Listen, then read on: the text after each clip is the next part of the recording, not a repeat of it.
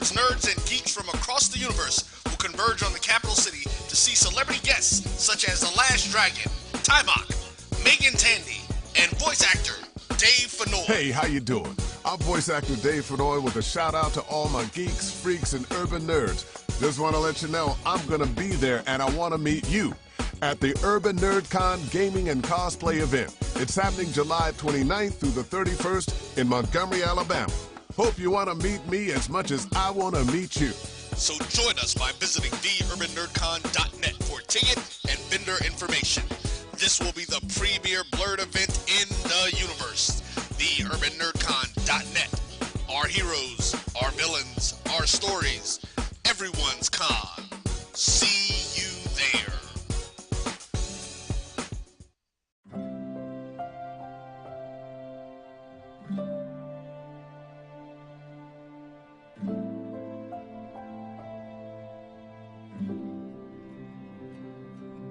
Whether it's advice on managing your anxiety or tools to help you stay grounded, Coping-19 provides a range of resources and self-care tips to help you cope with this pandemic.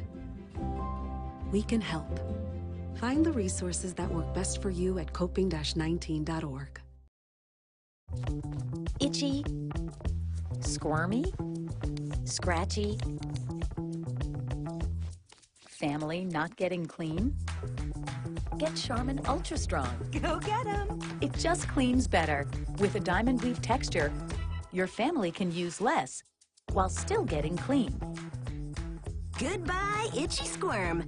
Hello, cream bottom. We all go. Why not enjoy the go with Charmin? Thank you guys for what you do for HBCU athletics. This is a fantastic avenue for all of us. This is our ESPN, so we love what you guys do. Brian, AD, Roy, all you guys at BCSN. We really appreciate what it is that you guys do for us.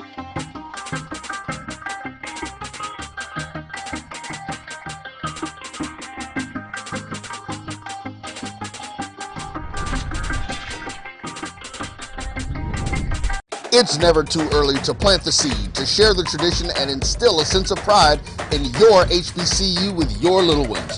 HBCU Pride and Joy Children's Boutique helps you share your school spirit with a wide selection of adorable kids' apparel and accessories officially licensed from your favorite HBCU. Visit hbcupridejoy.com and follow us on all social media at HBCU Pride Joy on Facebook and Twitter. Now, you can live in Texas and not have a good red meat blend. Texas Cowboy Dust is designed for steak and other red meats. It's out to be my most popular spice blend, made with onions, peppers, ground mushrooms, pink salt, and other spices.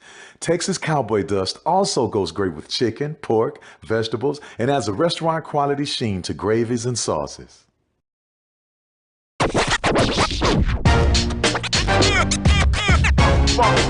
It's like a loop machine. All around town, people trying to get down. Vanilla smoked sea salt seasoning is for seafood. The tarragon and fennel bring out the natural sweetness in seafood. I also use it in rice dishes, on yams, asparagus, blueberry pancakes, and believe it or not, chocolate chip cookies. Vanilla smoked sea salt adds a salty and savory component to sweet dishes that create a symphony for the tongue. For my people that don't get to see me, trying to remind you who you are, just like in Romans 3. See, we about to blow across the world just like a day that's breezy. This motivation for the people and this classic Bible teaching say, make this for my people that don't get to see me, trying to remind you who you are, just like in Romans 3. See, we about to blow across the world just like a day that's breezy. This motivation for the people and this classic Bible teaching, hey, hey, hey, hey, hey, hey, hey, motivation. It's been difficult because I hadn't been able to see my grandchildren. An expression on someone's face when you do something nice for them. I miss all my friends in school. Visit getvaccineanswers.org so you can make an informed decision about COVID-19 vaccine. Nope. Nope. Come on, him? Ooh, I like him.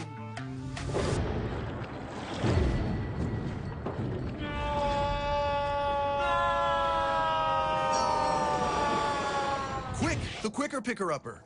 Bounty picks up messes quicker, and each sheet is 2 times more absorbent, so you can use less. He's an 8. He's a 9. Bounty, the quicker picker-upper.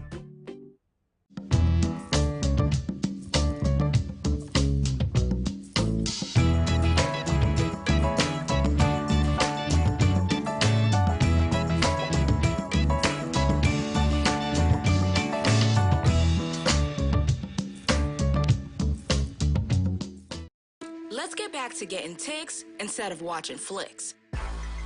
Before we can safely get out there, we need the facts on COVID-19 vaccines. Visit getvaccineanswers.org so you can make an informed decision for yourself and for your crew.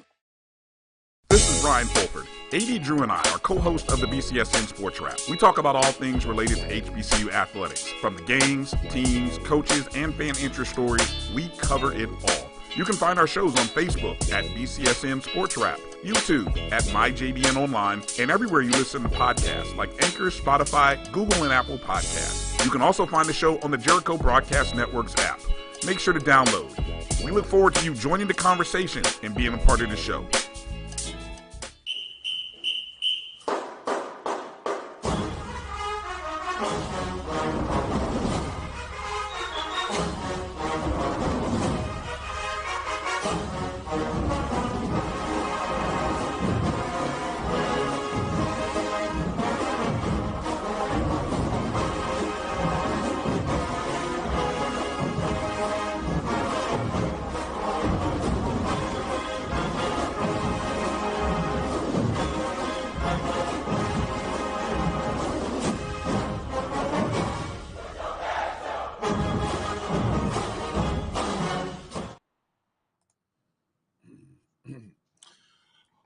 All right. Good evening, everybody. Welcome to another edition, a live edition of the ONG Strike Zone. Brian Fulford, Kelvin Rozier, Kofi Hemingway. We are the triumvirate. Glad to be here. We representing Florida A&M University, covering all things related to FAMU athletics and more. Lots to talk about on today's show. We are part of the Black College Sports Network. Want to remind you to find our feed, part of the Black College Sports Network, on Facebook, Twitter, and Instagram at ONG Strike Zone. Go download the Jericho Broadcast Network's app on the Google and Apple Play Store. MyJBN, My BCSN is where you can find us. You can also catch our shows replayed live on, well, I shouldn't say live, but the podcast version of the show is available on the BCSN Pod Zone. Always send us an email. Any thoughts, questions, ongstrikezone@gmail.com. I got to check that, see if there's any mailbag questions in there. Big show today, but before I get into the rundown, let me see how my brothers are doing. Kelvin, Kofi, how you guys doing tonight? Me personally, I was a little under the weather earlier today, and then we had camp, and the sun was beating us down. I was wondering whether or not I was going to actually make it through. But once I was able to get inside the air condition for a little bit, I was able to reset and get back out there and push. But man, oh man, it's not easy out there doing these little summer camps. And, you know, it's a big deal. But I'm doing okay. I'm doing a little bit better than I was yesterday. Of course, all this APR stuff has got me stirred, to say the least. And so I'm interested to engage everyone on tonight because I have a lot to say. God bless you. True that. Well, you stay hydrated out there. You know, how many water breaks do you do when you're out there on the camp?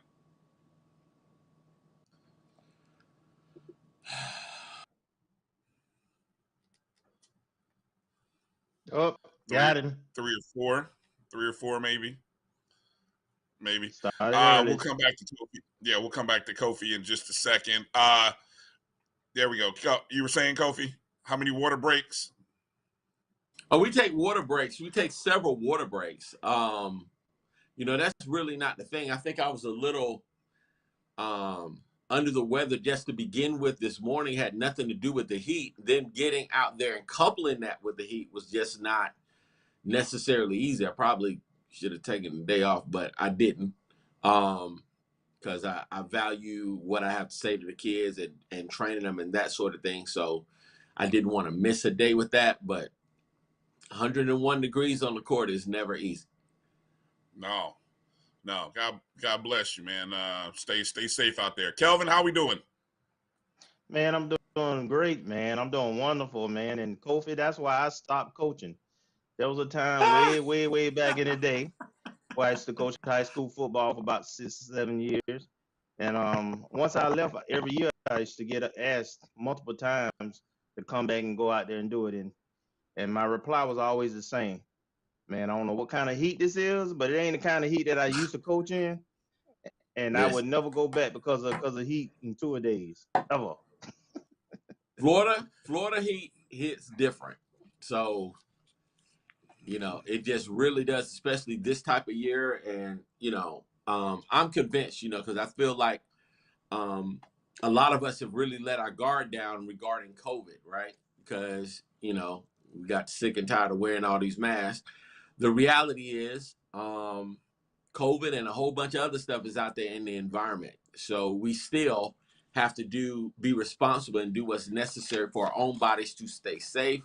Whether that's supplements, vitamins, doing whatever's necessary so we can continue to be here, because you're going to encounter something, especially when you're around other people. So it's just keeping that in mind going forward. Well said. That's why I coach sport that's inside, fellas, right there. Whether it's whether it's the cold that I grew up in Indiana, I'm always inside. Whether it's the heat of Florida, I'm always inside. God bless coaching basketball. Got a big show today, as it's been well publicized. We're going to get into talking about the latest NCAA report regarding APR numbers. Numbers are what's everyone's on the mind, whether it's APR numbers, financial numbers. It's a numbers game. That's why we call today's show the way it is. But coming up at the bottom of the hour, got a big special guest for you guys. It'll be a great opportunity for us to speak with and interact with the vice president of University Advancement and the executive director of the FAMU Foundation, as well as the executive director of the search committee for the new or next athletic director.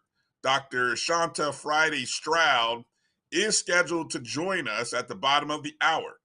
So a lot of questions that we have for Dr. Friday-Stroud, and it's great the fact that she's in so many different areas. A lot of the questions that we have, and a lot of the questions that you guys have, we will hopefully get a chance to interact with her. It's not an all show thing. So, we only have so much time. So we definitely appreciate her taking time to come up. In the second hour, we're going to get into a little FAMU football recruiting talk with Brandon Howard, who's a 24/7 sports media contributor and does a lot of scouting. He's on the circuit right now. This is scouting season right now. So it'd be a good opportunity to talk with him. So those of you watching on Facebook and YouTube, we say hello to everybody there. Shout out first and foremost to Dr. Lori. She's manning the chat room. So if you guys get outrageous in those YouTube chat rooms, you will get popped. So we appreciate her. Appreciate everybody in there. See OOC in there. Tamara T, Diamond, Marcus Green jumped in there. Mary 305, Ashton Harris, Kenneth Rozier. He might know somebody on this show. He jumped in there. So good to see a few other people. And we'll talk and shout out a few of you other folks as we get in. All right. So yeah, James Austin says, can we talk about APR? Sure. James, that's what we're going to talk about in the first segment. APR. So the NCAA dropped their latest APR report. Okay. And Kelvin, let's first set up, hold on, before we show the calculated stuff there. We got some graphics for you today.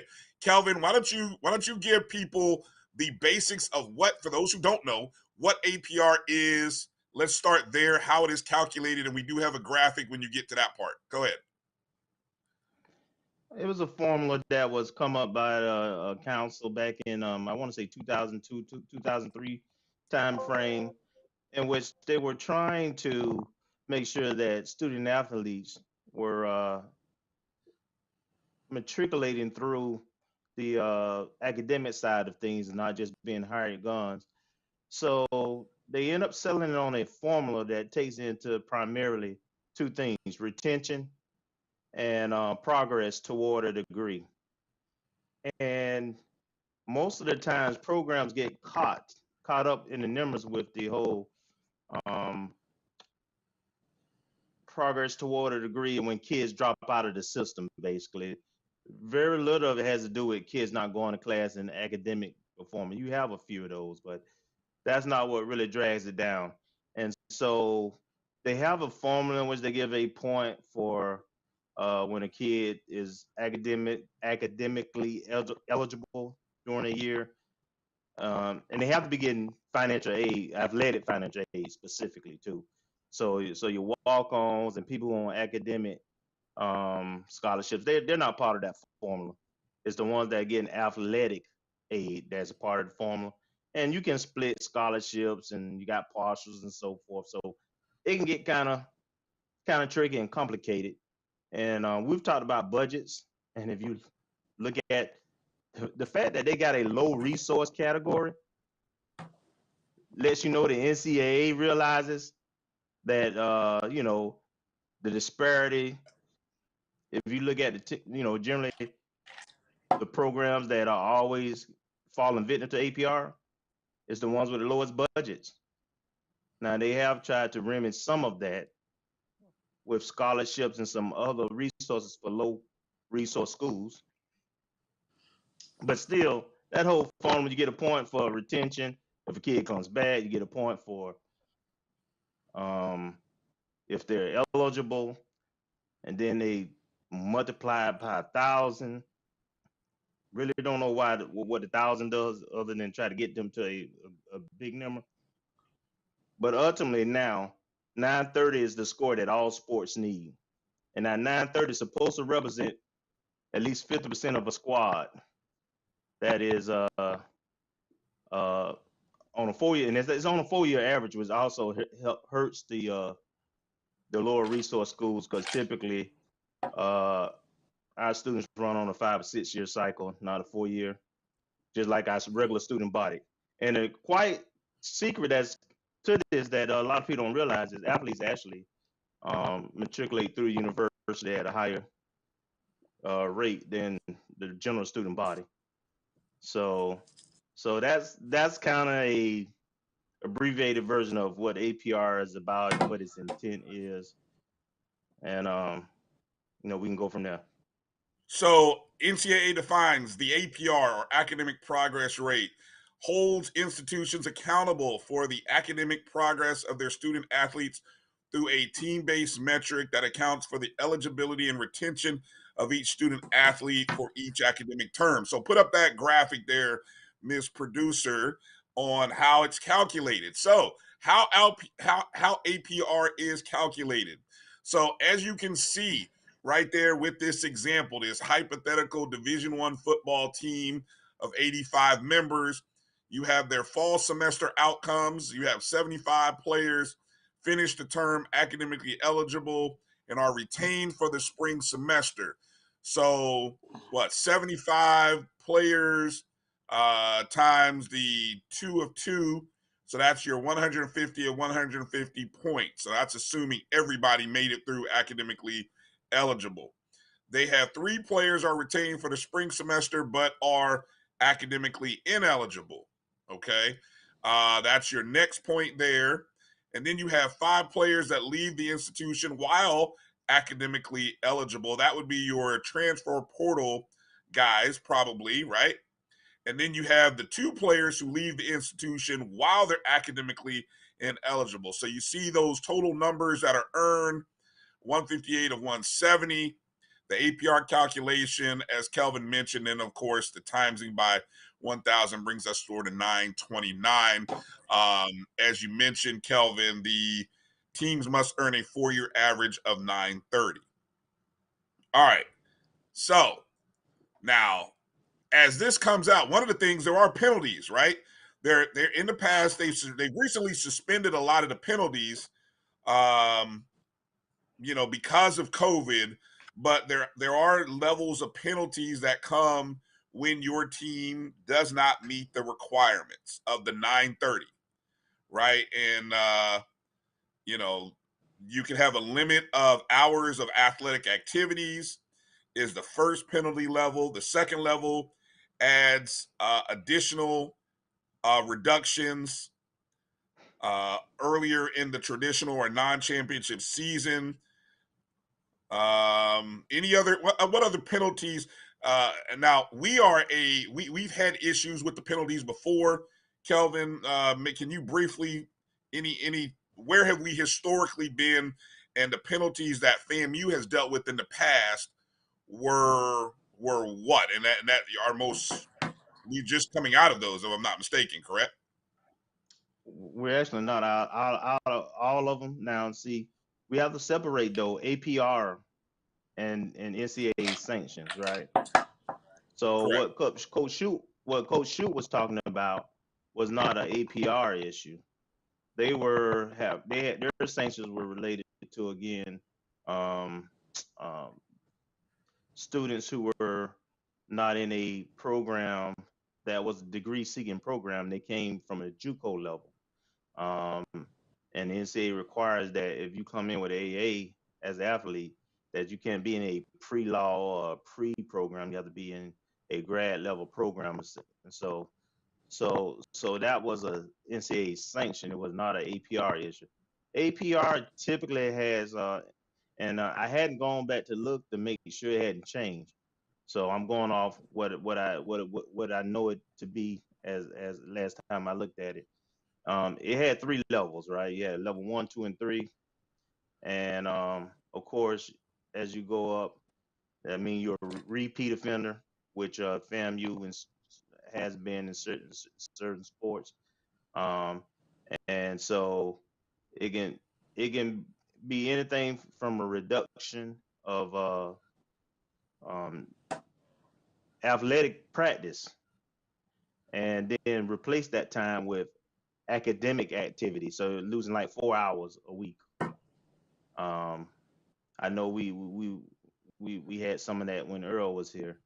We were part of we had APR issues that he would not practice on a certain day, and they would go to study hall and do those kind of things. So it can be anything from reducing practice time, doing academic activity, and as you repeat things, it can be postseason bans, which we've also had a part of, and then in a worst case scenario where they deem you level 3 and you a repeat violator, there can be some fines and So some other penalties. Right. So the maximum score that you can get is 1,000. Okay. Correct. So let's talk. Obviously, what's gotten a lot of attention recently and by various media outlets is the negative. But we're going to start with the positive first. So let's talk about the FAMU programs that are being scored and represent the high level. And I think you also got to divide this up into men's programs and women's programs, because by my looks, when my good friend AD Drew broke down all of the men and women's programs in HBCU Division I sports, you can clearly see most of the women's programs do very well or higher than the men's programs. Okay, that probably shouldn't surprise a lot of us. All right, but programs on the men's side that did extremely well. Start with basketball.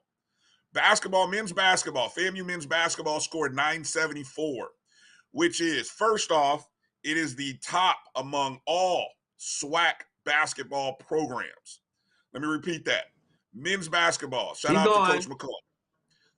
It is the third highest among all HBCU programs. third behind Norfolk State and third behind North Carolina Central and Norfolk State. So shout out to Coach McCullum. Okay. FAMU baseball scored a 957, which I think was second by just 1 point in the SWAC East. But ironically, it is fourth overall by only 4 points behind Prairie View and Texas Southern, who scored 961. Okay, so shout out to baseball with the high numbers. We also have high numbers for cross country, men's cross country, 993. Men's golf, 993. Men's track, 940. Let me see. Any other men's programs? Okay. And then, among the women's programs, all of our programs, none of our programs are really below 930. The lowest is women's basketball. Actually, the lowest was cross country, which came up 931. Women's basketball, 933. But you have high marks for women's tennis, 966. Women's volleyball, 964. Women's bowling, 982. Softball, 975. So those are the high-end numbers.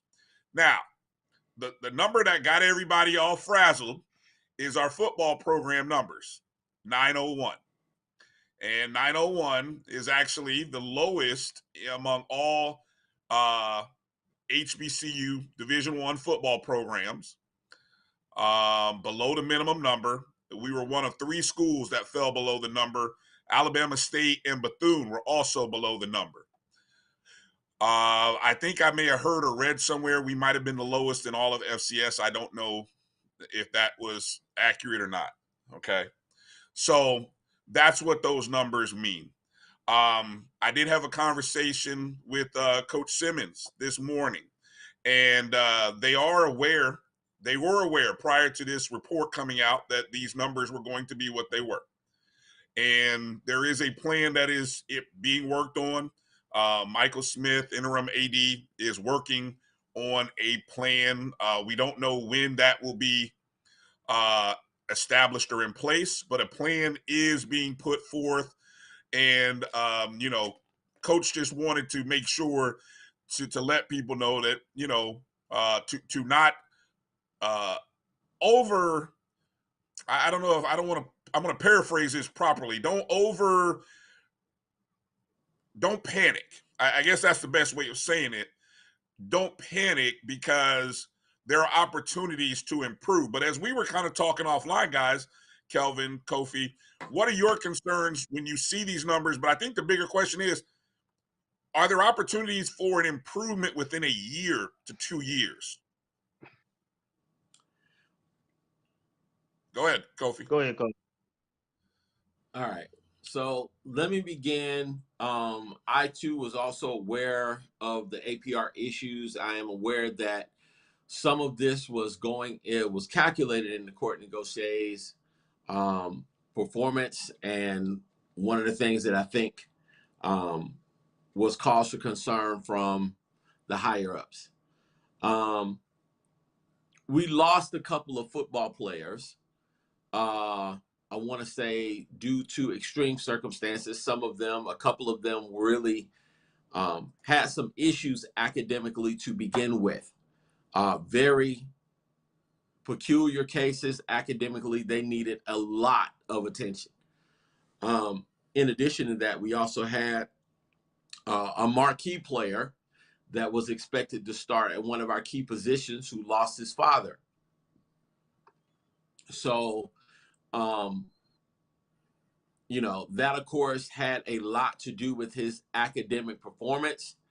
And ultimately, one of the reasons why he had to transfer out, but at the time that he transferred out, I want to say he wasn't eligible. So that in itself was also calculated into this whole formula. Okay, so I just wanted to put that out of the way. I think that the kids really do a really good job of staying committed and doing what they're supposed to do for the most part. However, when you have a situation like COVID, when you have students that are in need of face-to-face instruction. And then all of a sudden that is no longer there. The accountability is different. Now, I want to say at the end of the day, there are no excuses. We're here to find a system that is going to work long term. I can also tell you that we're not as invested from an administrative standpoint as I know that we need to be. This is also one of the reasons why I believe we should have had a stronger conversation at the National Alumni Convention with President Robinson in terms of how committed are you in making sure that our athletics department is successful in every area? How committed are you to making sure that our athletics department is successful in every area? Now, I want to take you back because when Coach Broadway, who was the coach at North Carolina A&T, was hired, North Carolina A&T had a very strong stance they were very concerned about APR and XYZ. So Coach Broadway's statement to the university and those that were interviewing him was like, look, my job is to coach football. I'm not an educator. This is the academic progress rate. Academic progress rate. Academics is your job. You need to make sure as a university that you're committed at providing the necessary resources for our athletes to succeed. If you do that, we will take care of the rest.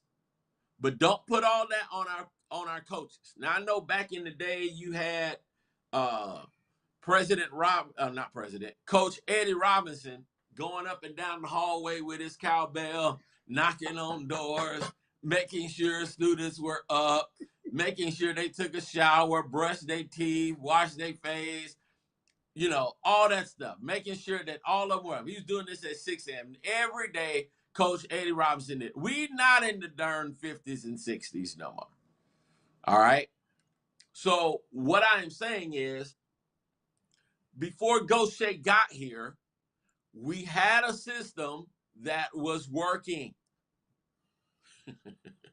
We had a system that was working. We had multiple academic advisors.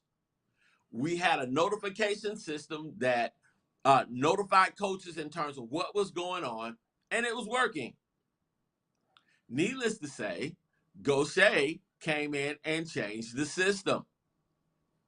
We had one person trying to oversee 300 athletes. Then, due to a legal issue, quote unquote, sexual harassment issue, this person dipped, which left the department at a deficit trying to cover all this. Now, in addition to that, we don't have, I don't want to say teachers that are necessarily all that concerned about it, because many of them, some of them actually feel like, hey, well, darn, Coach Simmons is making all that money. He need to blah, blah, blah, blah, blah, and XYZ. They're not as responsive as they need to be to make sure that our athletes are on par.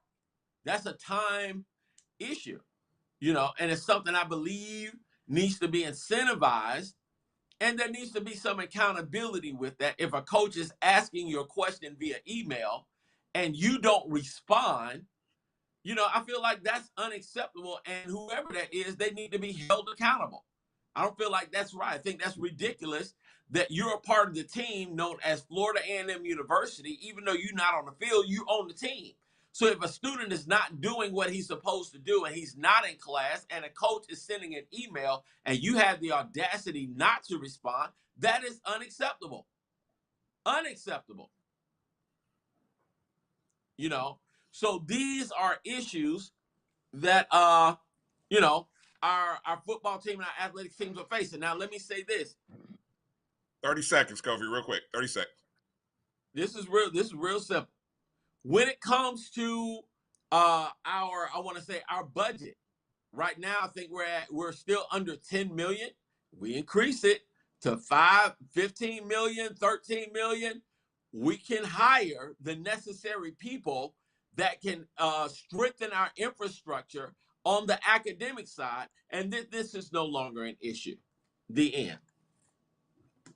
Hey, we got a lot to talk about. I know there's still other nuggets about this, Kelvin. I know you want to get into some stuff. I even did some research on other departments, academic and compliance staffs around the SWAC, just to see, to sort of validate what you were just saying, Kofi, about where our staffing is versus other SWAC. So we'll get into more of that a little bit later in the show. But after this break, we're going to talk with Dr. Shawnta Friday-Stroud. And great conversation we're looking forward to having. I know many of you are. So let's take a quick 2-minute break, come back, and talk with Dr. Friday-Stroud. You're watching the ONG Strike Zone. We'll be back in just a moment.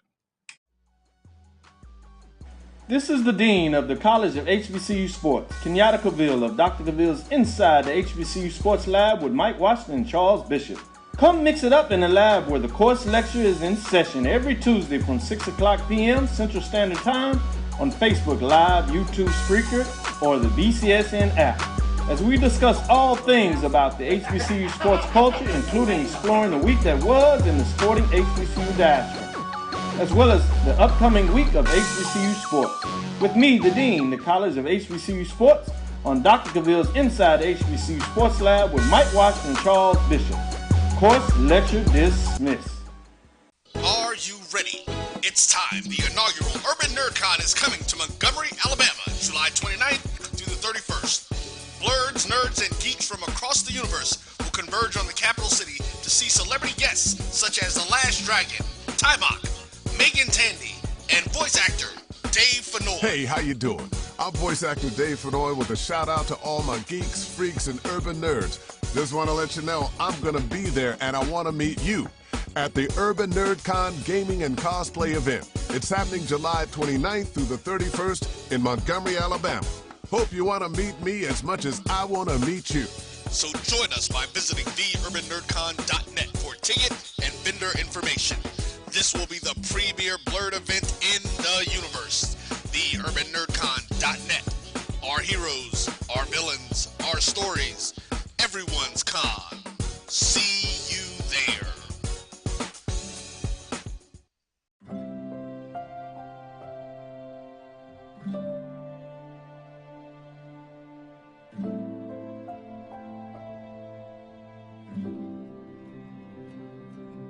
Whether it's advice on managing your anxiety or tools to help you stay grounded, Coping-19 provides a range of resources and self-care tips to help you cope with this pandemic. We can help. Find the resources that work best for you at coping-19.org. Itchy, squirmy, scratchy, family not getting clean? Get Charmin Ultra Strong. Go get 'em. It just cleans better. With a diamond weave texture, your family can use less while still getting clean. Goodbye, itchy squirm. Hello, cream bottom. We all go. Why not enjoy the go with Charmin?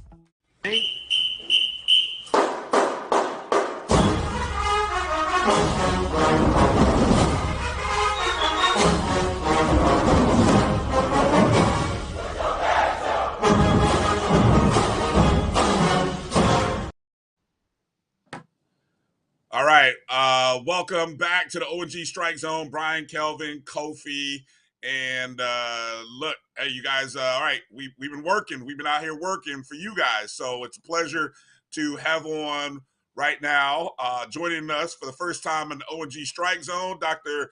Friday-Stroud, the Vice President of University Advancement, the Executive Director of the FAMU Foundation, and the Executive Director of the Search Committee for the next Athletic Director at Florida A&M University. Let's bring her in right now.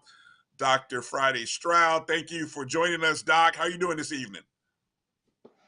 Doing well. Thank you for having me. Yes, ma'am. Thank you. So look, we don't want to keep you here a long time because we know it's been a long day. So we appreciate your time that you have today.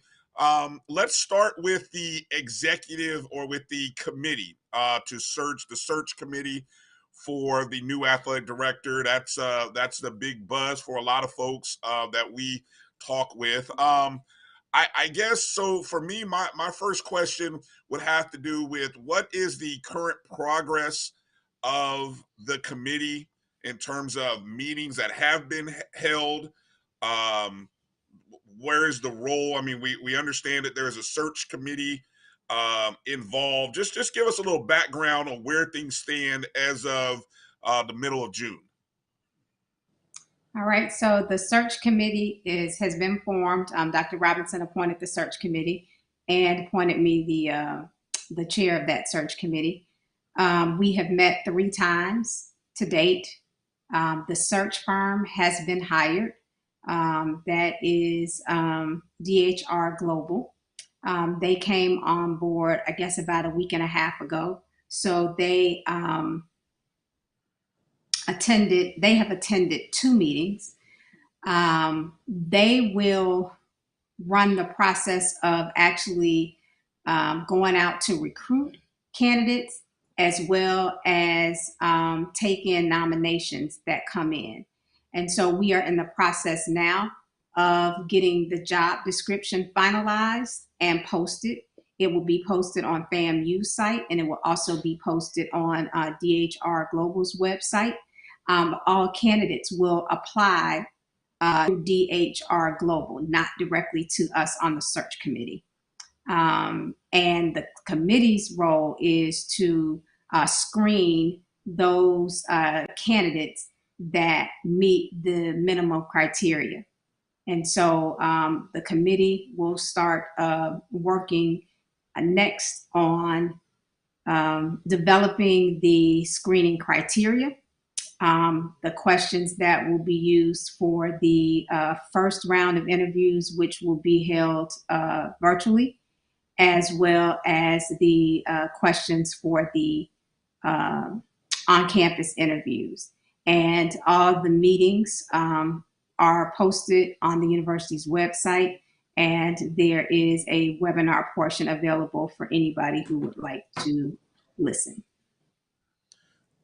I know I said I would be, Kelvin, I know I said I'd jump in, I'd let you go, but let me ask this. You mentioned the job description thing, that it's still being formulated. So there was a job description, obviously, prior to, finalized, excuse me. So that would lead me to believe, are there changes, and I don't know if you are able to kind of tell us or describe. Really the only, to my knowledge, the only real change is having to do with ensuring that all the sports are listed. I believe before it may not have given a detailed, itemized list of all the sports, and I believe that this one is. So I've actually been out of town. I literally woke up at 3 o'clock this morning to catch a 5:35 flight back to Tallahassee. So I'm hoping that that has been worked out, and so I will get on trying to make sure that that is finalized this week. Kelvin, go ahead. Doc, I got a couple of different questions, but before then, I want to follow up with one thing. Do we have a target time frame that we're trying to process, or is just Yes, so Dr. Robinson would like to name the new athletic director before the Orange Blossom Classic game. So we have a very aggressive timeline that we're working against. Okay. All right. So my question is about the foundation. You're a dual employee, really triple employee, but as a dean of SBI and over the foundation, man, I don't know how you find the time and then the chair this committee. So I applaud you for your commitment. Team of great people. I have a team of great people. I don't do any of this by myself. It's still a lot to be responsible for. So my question centers around the foundation portion, and it's 2 things, right? So I want you to just talk about how people can give, because I want to take this opportunity for folks to know how they can give specifically to athletics, since we center around that, and that's our base. And then I also want you to talk about I've been trying to get some traction on a athletic capital campaign that would include endowed scholarship, athletic scholarships, and maybe coaches positions, and I understand that that's a long term type deal, and in the P3. But I like for you to at least just speak to that briefly, also. Okay. So on the FAMU Athletics webpage, you can actually donate there. So clearly the goal and the drive has been to donate to the Rattler Athletic Fund as the primary source, right? And those funds are kind of general purpose funds, I would say, that could be used, whether it be for support of student athletes, whether it be used for infrastructure, whether it be used for just other success needs, right? Needs that will help the department be successful. Then there are also different accounts for each sport. So if a person says, hey, I ran track, so I want to donate to the track team, or I played golf, so I want to donate to the golf team. Individuals can do that as well. Each sport has its own account. And then with respect to kind of the way I look at it is you need to have kind of a three-pronged strategy. So you need to have your expendable funds that deal with immediate needs.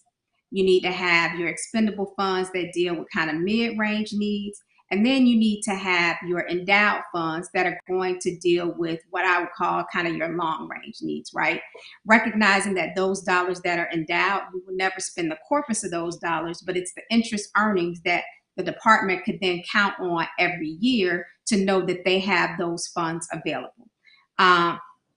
So we need a sandwich approach. We need people giving annual dollars that can be expended as things are needed right now. But we also need people who have enough foresight and patience, if you will, to donate in the endowed area as well, such that there are dollars that will be able to generate interest earnings annually for the department to depend on.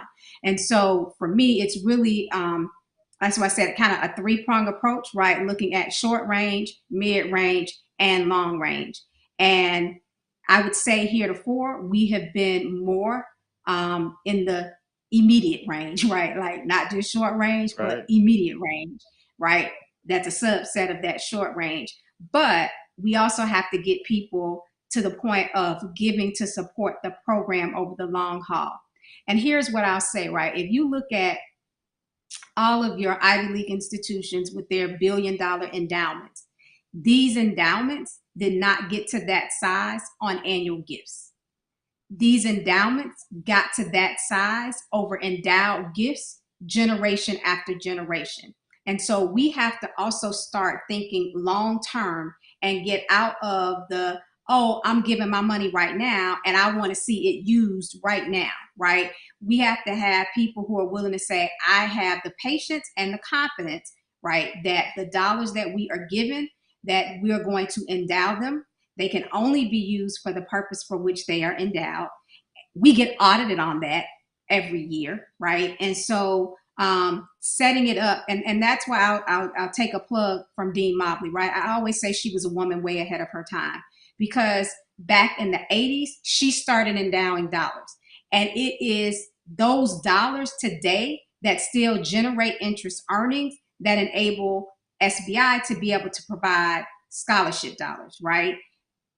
We need to get not only every academic unit to that level, but we need to get the athletics department to that level, such that it is having dollars that it can count on year after year from those interest earnings that it can depend on to help supplement. Now, understand, those dollars will never be able to cover all the needs of a department. However, if a department says, hey, I know that I have $400,000 or $500,000, or I have $1 million every year that I can count on, whether a person buys a season ticket or not, that puts the department in a whole different position.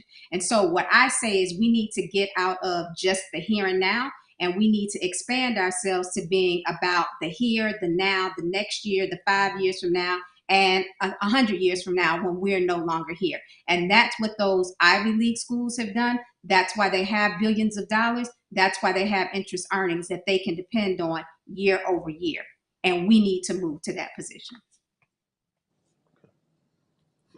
Kofi, go ahead.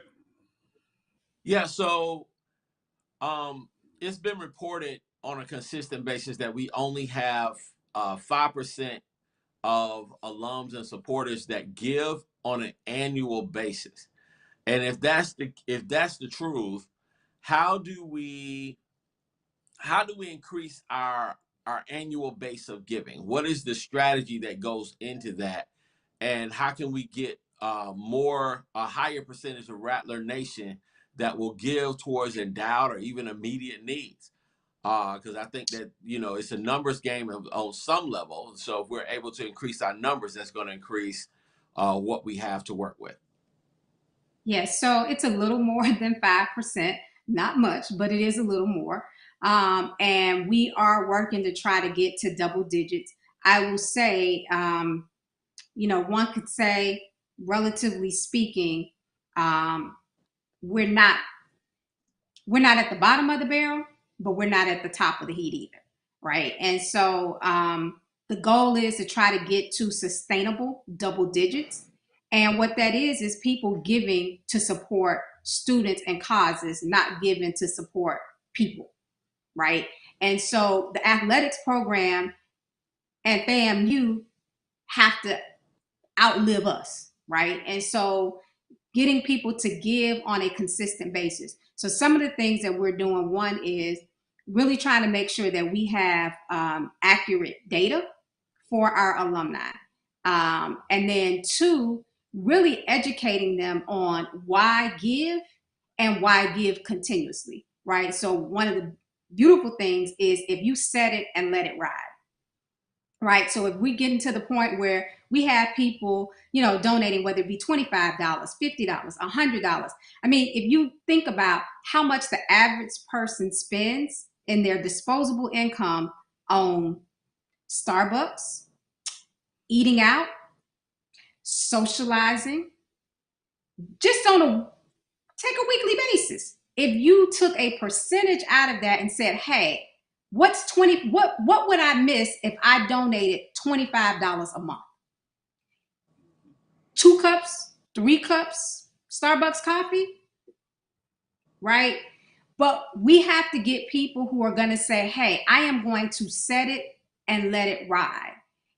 And it's great when we get the large gifts, but if we could gain the synergies from a lot of people giving even a little bit consistently, we would be in a whole lot better situation, right? So think about this. If we had 4,000 people do $250,000 owned life insurance policies where FAMU is the owner and the beneficiary of the policy, we would essentially have $1 billion. 4,000 people doing a $250,000 policy. You can pay it up in 10 years, right? And think what kind of position that would put, whether it's to the university or whether it's to the athletic department. Think what kind of position that would put the department in, right? Because what do? You get cash value on that. So if the department needed something, it could pull out that cash value. Doesn't have to wait for the person to die.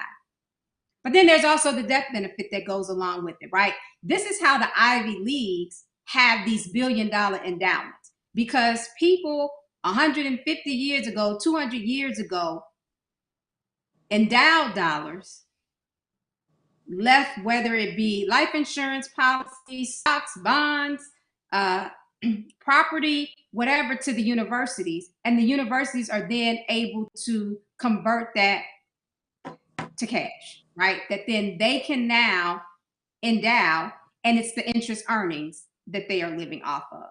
So really trying to get people to think beyond, well, I got to be happy with every move that every person in a department makes for me to give. No, do you love FAMU? So if you're giving, if you love FAMU, give to FAMU. And then you get to say how those dollars are spent, right? You get to set the criteria. Now, you don't get to dictate, you know, every little penny, but you set the broad criteria, and then we have to abide by that, right? Because remember, once you donate it, it's no longer yours because you got the tax benefit. If you still want ownership of it, then it's not a donation, and then we don't need it, right? And so we have to get people thinking about giving long term and getting beyond what may be happening today. Set it and let it ride, right? And that's how we put our departments, our athletic department, our colleges and schools, and the university in a much better position than where we are now. So real quick, do we have like, you know, in terms of with our board of trustees or even faculty, do we have any challenges that are set up to, or data that can show, say, hey, this is the faculty member, this faculty member set aside XYZ for the foundation, or this BOT did X, Y, and Z for us. They're bringing $500,000 to the table right off the bat, and they're doing X, Y, Z. Are there any incentives that cause our faculty members, coach, or whoever to give? So we have an annual faculty and staff endowment campaign that we kick off at the beginning of every fall semester. So this year it will be, is it August 12th? Whatever the Friday is of that week, I believe.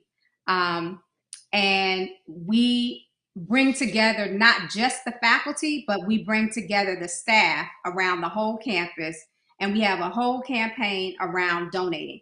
And our thing is, you know, we want 100% participation, and we recognize that people are at different pay levels. So you may only be able to give $5 a month, but we want you on the roll, right?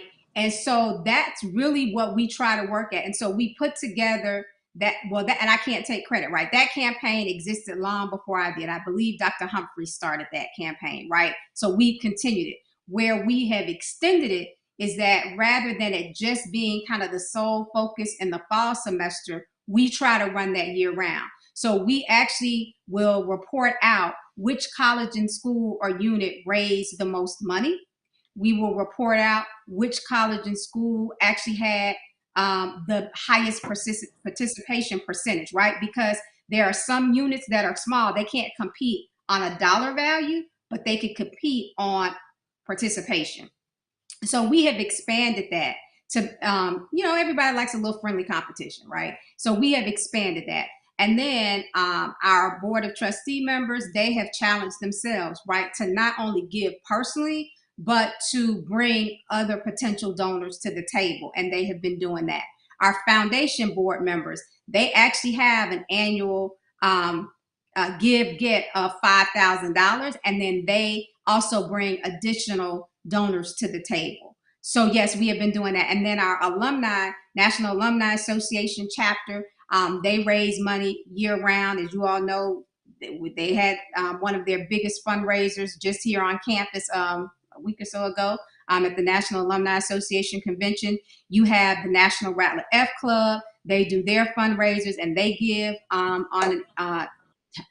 throughout the year, I would say an annual basis, but they give throughout the year. You also have the 220 Quarterback Club. Again, they raise funds and they give throughout the year. So there are those that do that as a group, as a collective. And then, of course, we have those individuals that have an affinity to athletics, and they give as well. Dr. Friday-Stroud, I got to let you know that the Rattler Nation in the chat room, they love the information that you're providing. And I know they're very much appreciative, especially the way you're explaining it. I mean, I've seen a lot of comments from people saying it's very clear, easy to understand, which sometimes I think confuses people. So I wish maybe we'll have to figure a way to schedule you in for a longer deep dive session on this. But I wanted to leave us with this, and I have to apologize that I did not recognize you as the dean of my school where I graduated from. because you have so many hats. I wanted to I wanted to get them all in, but as a graduate of SBI, and you being the dean, my final question has to do with the working relationship of our students and our departments like SBI. I'll even go as far as journalism in the School of Communications over there. And I apologize to those folks if I messed up the actual name of the school. There was a different name 30 years ago when I first got to FAM. But anyway, and working with athletics, because I feel like, a very important part of SBI is the internship experience and giving that real world. I mean, I was blessed enough to go to Pfizer, and I did an intern at Universal. But we have our athletics department, which is in need of help. And we have very smart, talented people. You work with these young people in marketing, business, accounting. We've got designers and communication people over in journalism. How can we find a way to bring all of these groups together for the benefit? Because I feel like there's real world experience over in the athletic office. I went and helped out with Dexter Martin back when he used to be in marketing. I mean, that was me as an SBI student going over because I love athletics. I wanted to get involved in marketing, but I know there's experiences like that. How can we? It just doesn't feel like that is happening. How can we make that happen? So we do it. Okay. I would say to varying degrees. And I'll pick on Mr. Rozier here. We have had our facility management students to do internships in the athletics department. We have had a lot of our students used to do internships in the what do you call it? Sports information area. I think, yeah. So I believe that a lot of it is, how can I say? There has to be a mutual request, agreement, right? So the student, we have where the students want to do it, right? There are so many students that have an interest in sports marketing. Clearly, the College of Education has the sport management program. And then you have the J School. And I know personally several students that have in the past done internships in the athletics department.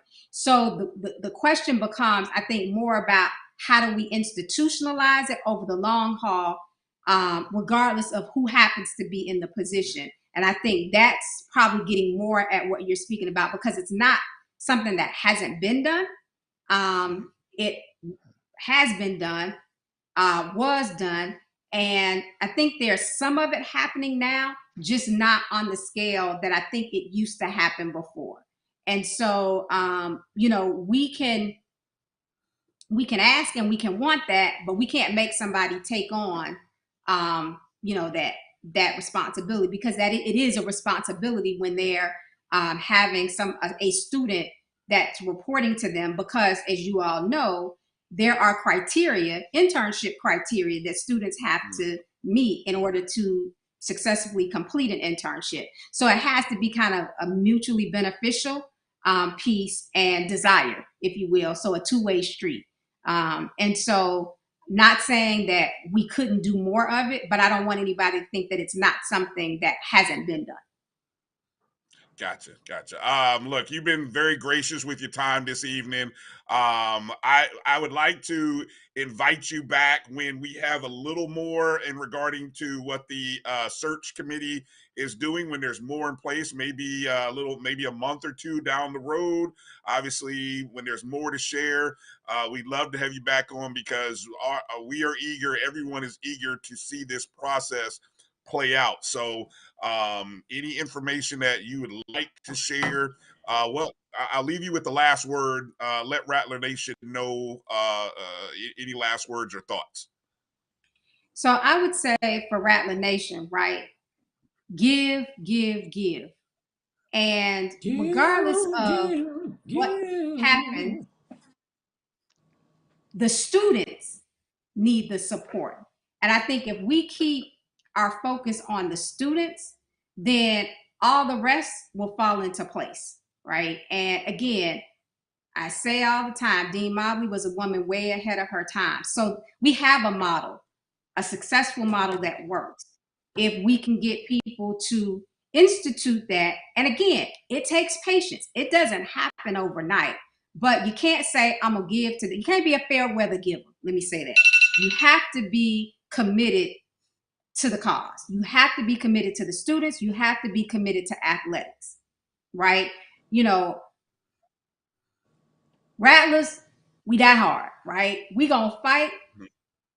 We had a long losing streak with Bethune, right? But that didn't stop us from going to the games. So what I would say is people need to take that same type of tenacity and spirit and put their money where their mouth is. Give to FAMU Athletics. And you can go to their website and donate. And if you want to talk about a legacy endowed gift, talk to me and we can make that happen for the athletics department too. Oh, okay. Next time when you're on, we're going to talk about that. That'll be right. I'm writing that down as one of the topics, along with an update again on our athletic director search. Dr. Shawnta Friday-Stroud, thank you for everything this evening. Your time. Have a good evening. Get some rest, and good luck with everything. We're praying that everything works out, and we will be in touch. Thank you very much. All right. Thank you all for having me. I appreciate it. Thanks, all right. Guys, let's take a break. Let's break down what we just heard and a couple of minutes outside of the break. And wow, great information. So let's break that down, give it to people. You guys just hit the rewind button. If you missed any part of the interview there, just go ahead and rewind. You'll eventually catch up with what's new. But you'll definitely want to go back and hear this. So we'll be back in 2 minutes. You're watching the ONG Strike Zone. We'll be back in just a moment. Thank you guys for what you do for HBCU athletics. This is a fantastic avenue for all of us. This is our ESPN, so we love what you guys do. Brian, AD, Roy, all you guys at BCSN. We really appreciate what it is that you guys do for us.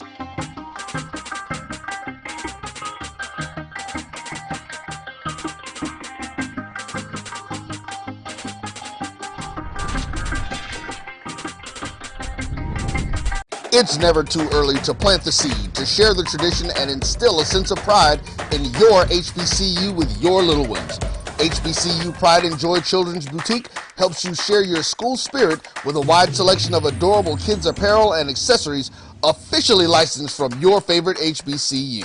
Visit hbcupridejoy.com and follow us on all social media at HBCU Pride Joy on Facebook and Twitter. Now, you can't live in Texas and not have a good red meat blend. Texas Cowboy Dust is designed for steak and other red meats. It's out to be my most popular spice blend, made with onions, peppers, ground mushrooms, pink salt, and other spices. Texas Cowboy Dust also goes great with chicken, pork, vegetables, and adds a restaurant-quality sheen to gravies and sauces.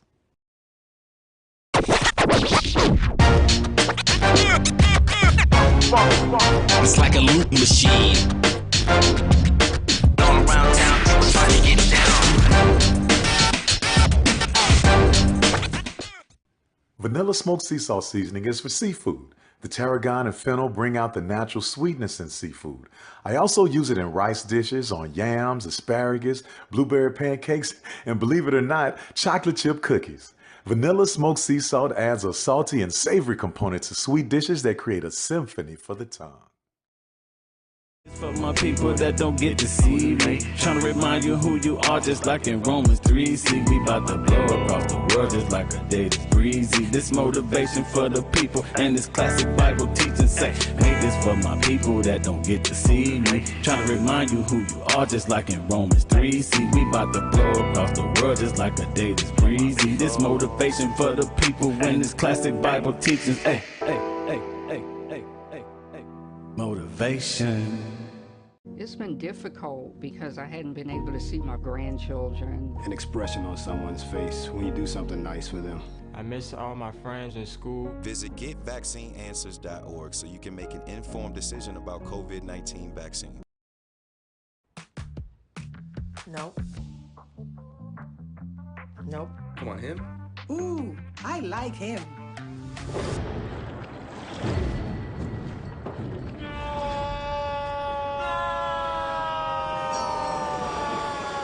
Quick, the quicker picker-upper. Bounty picks up messes quicker, and each sheet is 2 times more absorbent, so you can use less. He's an 8. He's a 9. Bounty, the quicker picker-upper.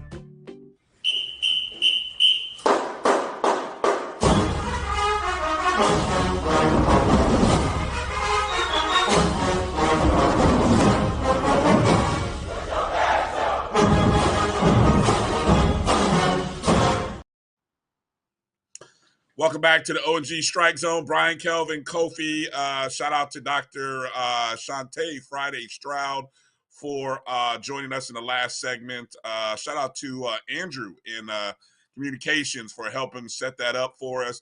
You guys don't even know how much work goes into setting all this stuff up, man. This is we just send out feelers and boom, boom, boom. You're trying to juggle all kinds of things. So we hope you liked it. Do me a favor, everybody out there. 2 things. I got 2 requests. One, if you're watching the show on YouTube or even Facebook, hit that thumbs up. Make sure you like the show. One A, hit the like button. Okay. 2, share it. That's 2B or 1B. Make sure you share the show because there definitely might have been some information in that. We got her for 30 minutes, which is great because I only thought we'd get her for 15, and she was great. So please make sure to share, go back and rewind and watch. The second thing, damn it, what was the second thing I had on my mind? Anyway, I already forgot. Anyway, it'll come to me later. Instant reaction. Kelvin, Kofi, instant reaction. Kofi, what's your thoughts on Dr. Friday-Stroud and anything you heard? I know you had some good questions. Instant reaction there before we get back to APR. Hey, man, she's brilliant. I can see why they, trusted her with the multiple hats that she's wearing. The key thing that I took away from that, one of the key things is that she said, hey, she has a wonderful team of people that she's working with. So that definitely gives her the ability to juggle the multiple hats that she's doing, which means that she's she's inclusional. Bringing multiple people to help you to lift something as heavy as the FAMU Foundation, and then you're chairing the athletic director committee. You're the dean of SBI. That is huge, bro, and you cannot do that by yourself. But I like the fact, I love her passion, I love her energy, and I think you need somebody like that that's willing to take all of that on. But more importantly, she needs us. So, in regardless of who is in whatever seat, we need to get behind this so that we can make sure that we are not in this position, or we're in a better position 5 years from now, 10 years from now, 15 years from now, 30 years from now. We're in a much better position to see FAMU prosper. Kelvin. Yeah, she's my kind of administrator, person with a title. Sometimes people have titles, man, and they take themselves so serious, and this is beneath them. People are beneath them, et cetera, et cetera. She's always been the same down to earth person. Of course, she's extremely articulate and smart, and very talented. So it's easy to listen to her. She puts things in a way that makes sense. I thought she was very articulate in how she spoke. Why we need to give instead of giving because of what's going on, or you like somebody, or you have some relationships with the person, whether it be, a sorority return. No, give to the university, commit to it, give to the program, give to the kids. I thought she was very effective in that, in articulating that point. And so I was glad that we have this platform. We gave opportunity to say those things. Now, the one thing I will say is I'm looking forward to a little bit more deeper dive because I know she has some things. She played a role with the stadium, the financing from the city. I know she played a big role in that, and I would have loved to, her kind of talk about that situation. And also, I want to get more into the capital campaign and the P3 discussion, which is, going to take a little more time. But she was an excellent source And I think if the university put out, if they would communicate and put her in the front more, she would be a great ambassador to people they can't reach. Because frankly, there are people that they can't reach, but she can. So hopefully this is the start of that. Yeah, you know, the challenge about when you're good at so many different areas, you end up wearing multiple hats. And I look at you two brothers, and I sometimes think of myself in this way. When you're able to do a lot of different things, you get asked to do multiple things, and sometimes, you know, and you end up being good at them, and you wish that someone else would step up.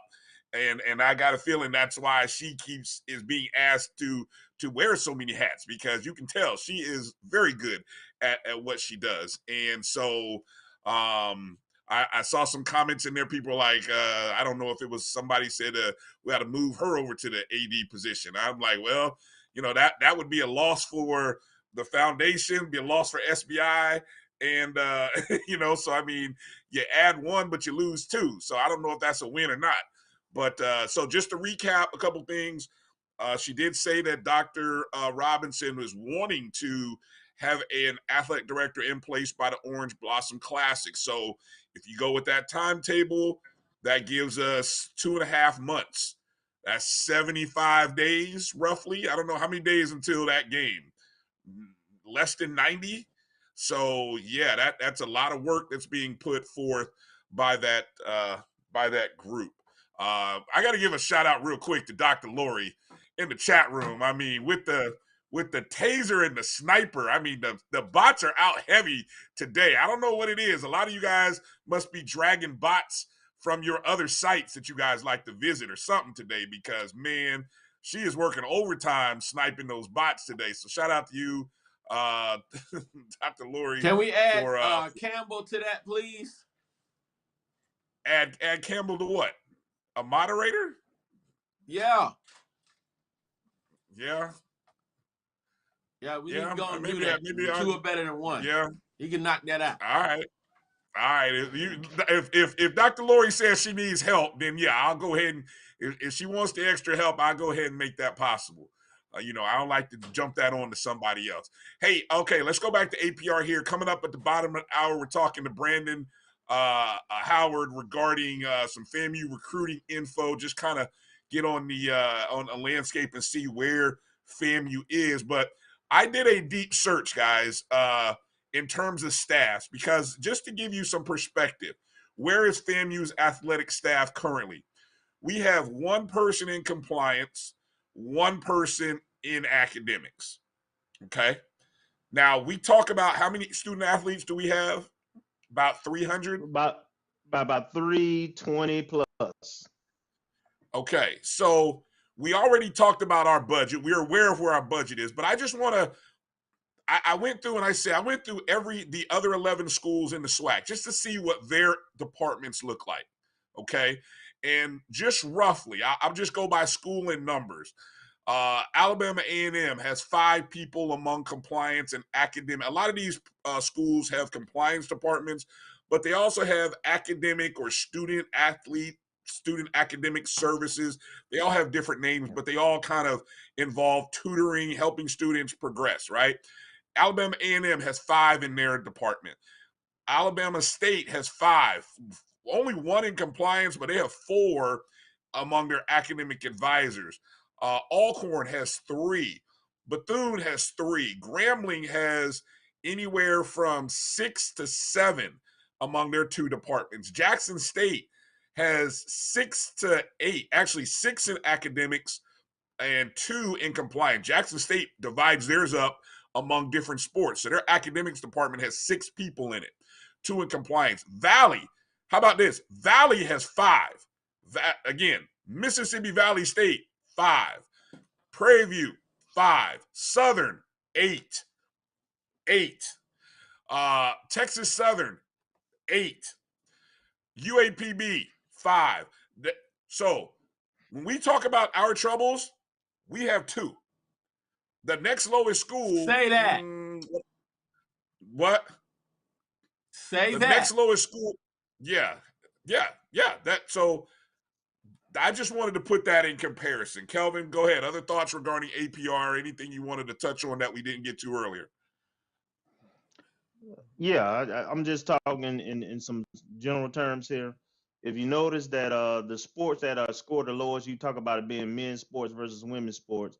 Also, I would say your revenue generating sports tend to be the ones that are lower, both for men and women. And also the FCS level scores are lower than the FBS level scores. And you just gave some numbers in terms of the department staff. And so the budget at the FBS level is greater, so they have more support staff. So of course they can play these numbers games in terms of, you know, tracking these student athletes and so forth. I do think that there's going to have to be a tweak by the NCAA in terms of APR reporting with the portal, because that didn't exist when they came up with this formula, and it's a major factor right now. Where kids can move and be eligible right away, and so you getting thousands of kids in portals now from multiple sports. So I believe they're gonna have to address that, and they need to be considerate in trying to penalize the lower resource schools. Um, I would also say that football, of course, has the lion's share of the athletes. Right, it's a sport that Right. at the FCS level you can give 63 scholarships, and then you can split them. So you may have up to 85, 90 kids who getting some kind of athletic financial aid. Also, it's the sport that has the most potential for people to transfer, right, or to leave for multiple reasons, not playing time, and so forth. So, so the Olympic sports, the non-revenue sports, you don't see that kind of attrition typically, right? Golf players don't really leave to go to another golf program.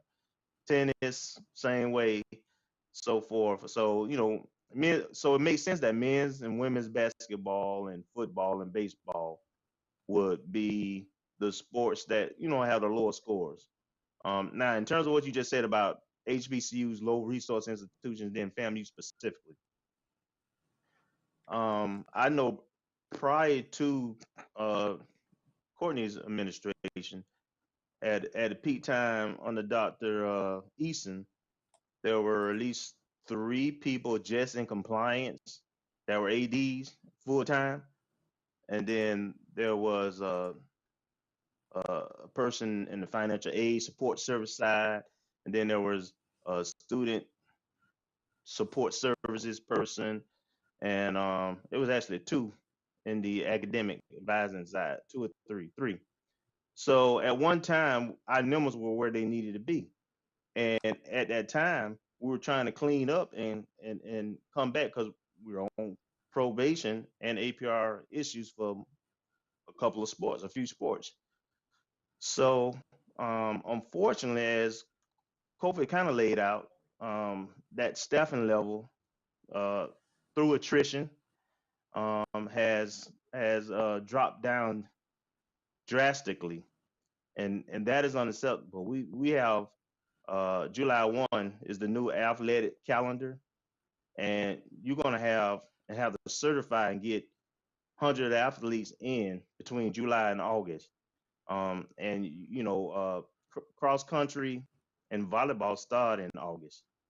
Uh, Football starts in August in terms of spring practice, and this year a game, right? August 27th. So one or two people is not going to be enough to to do to do that work, and it's unfair to ask folks to do that. The other thing I would say that I think is a challenge for particularly low resources in HBCUs is who has the authority to make decisions who's going to work in these departments. Because I would tell you, NCAA certified and understanding the compliance, NCAA compliance, is not the same as academic advisement and compliance in terms of the university. And people need to understand that. You just can't take someone and put in there.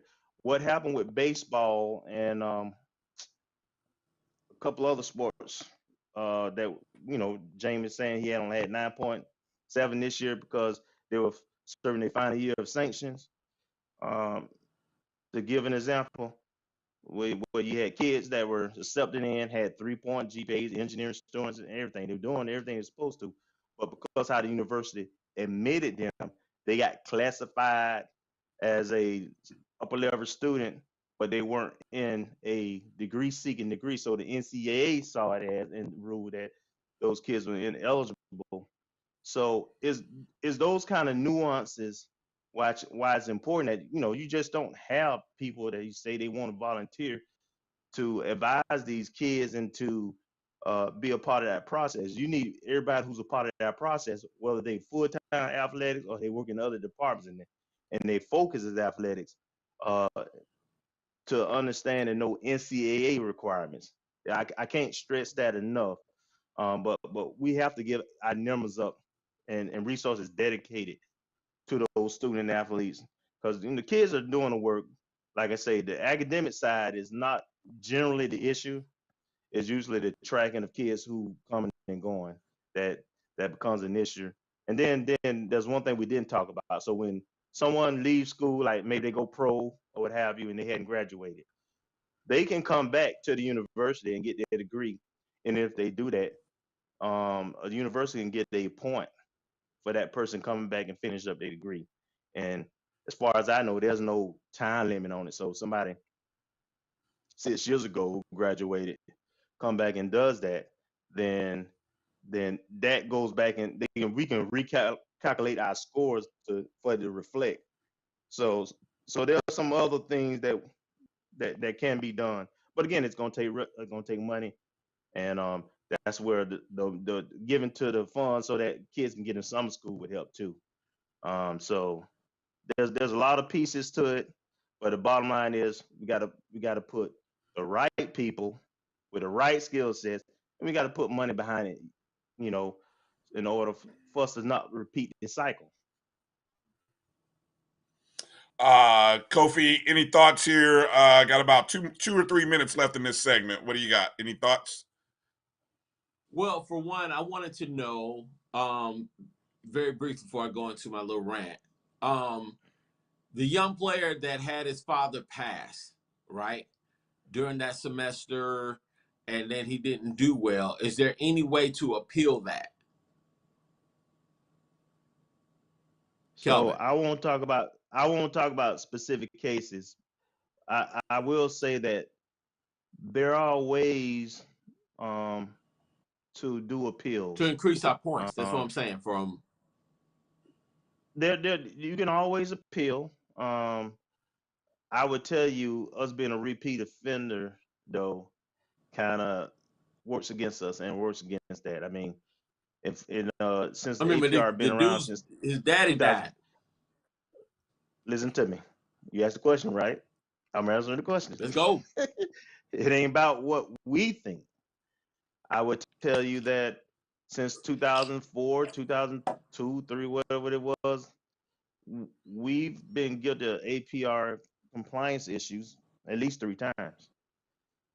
So at this point, the NCAA ain't trying to really hear a bunch of appeals from us. We got to show that we can be compliant. That's the What do true you answer. think can happen in 23? Go ahead. I'm sorry. Go ahead, Kofi. Let me go ahead and finish. You got about 2 minutes. Go ahead and finish. No, just really, man.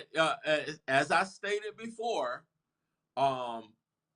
this, as Kelvin just stated, this is not our first go around with this, and this is not President Robinson's first go around with this either, which is why this is so disappointing.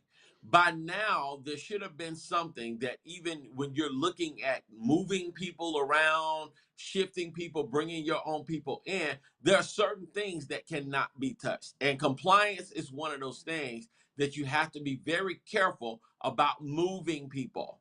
You know, the mere fact that it went the way that it did for as long as it did without any real administrative input from the higher ups is very concerning to me, and goes right back to what I've been saying. Obviously, there has to be a greater commitment from Dr. Larry Robinson to make sure that athletics has exactly what it needs and then some, so that we are not in this position again. When this stuff happens with athletics, they're not saying the FAMU athletics department, they're saying FAMU. So he's got to do, I think, make a bigger commitment financially. The BOT has to make a bigger commitment financially. And if there is some type of way, earmarked, whatever, for even the foundation to even get involved with this, we need all hands on deck. And we've got enough brilliant minds to make sure that this does not happen again. When something like this happens, this tells me that we are not communicating on the level that we need to be communicating, and there's not enough accountability or ongoing discussion to ensure the success.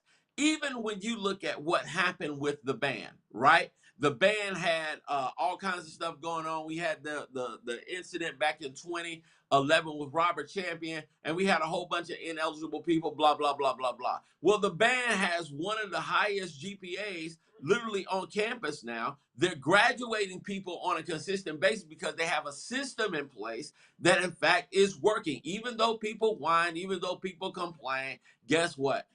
They graduate. They're doing what they're supposed to do.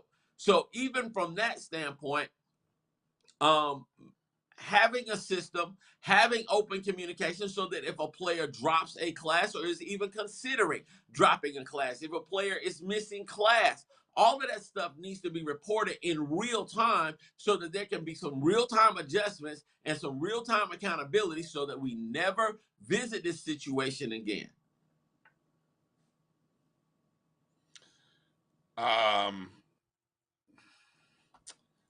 Any additional thoughts here, Kelvin? I kind of I go back to thinking and we talked about this offline. No, he said, I don't know if I want to put. I'm not saying that the band has 4.0s for all you people that's gonna nitpick and do all that extra stuff. They don't have a bunch of 4.0s. But when you talk about people that was marching for 8, 9, 10 years at a time and now they graduate, that's a big deal. All right. So yeah, they are doing what they're supposed to do. I am very happy. I'm very pleased with what Dr. Chipman is doing in that regard. But they have a system in place. Even Bethune-Cookman has something where if those kids look like they're gonna be withdrawing a class immediately from the office at Bethune-Cookman, he has an outprint, and he calls those kids into the office immediately. And they have to get that right if they look at the marks. So if they want to play for FAMU, I'm just saying that if Cookman can do it on the band level and there's 300 people in the band, then surely FAMU can find a way to get this done. Hey, I think we got to take a break here coming up. Kelvin, I don't want to just drop this in your lap, and I'm not going to do it. I was going to ask you the question, doomsday scenario, but I'm not going to drop that in the lap and then go to commercial. So let's do this. Let's go to a commercial break. On the other side, Brandon Howard's going to be joining us. Marcus Green is going to also jump in with us. We're going to talk FAMU recruiting for a segment and then go from there. All right, so let's take a quick 2-minute break, come back. We should have Brandon and Marcus joining us. I don't even know how we're going to do all that, but I'll figure that out on the other side. You're watching the ONG Strike Zone. We'll be back in just a moment.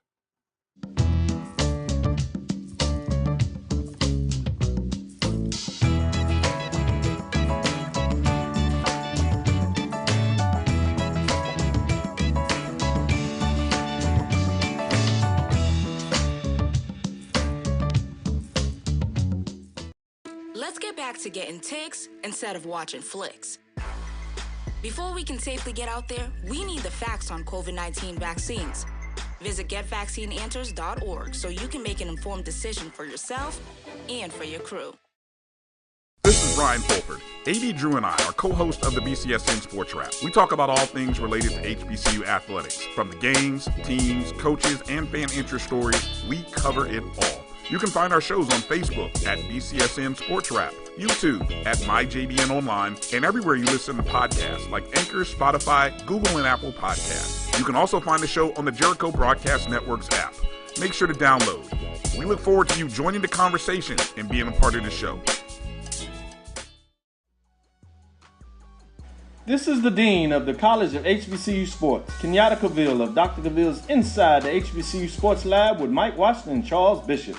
Come mix it up in the lab where the course lecture is in session every Tuesday from 6 o'clock p.m. Central Standard Time on Facebook Live, YouTube Spreaker, or the BCSN app, as we discuss all things about the HBCU sports culture, including exploring the week that was in the sporting HBCU diaspora, as well as the upcoming week of HBCU sports.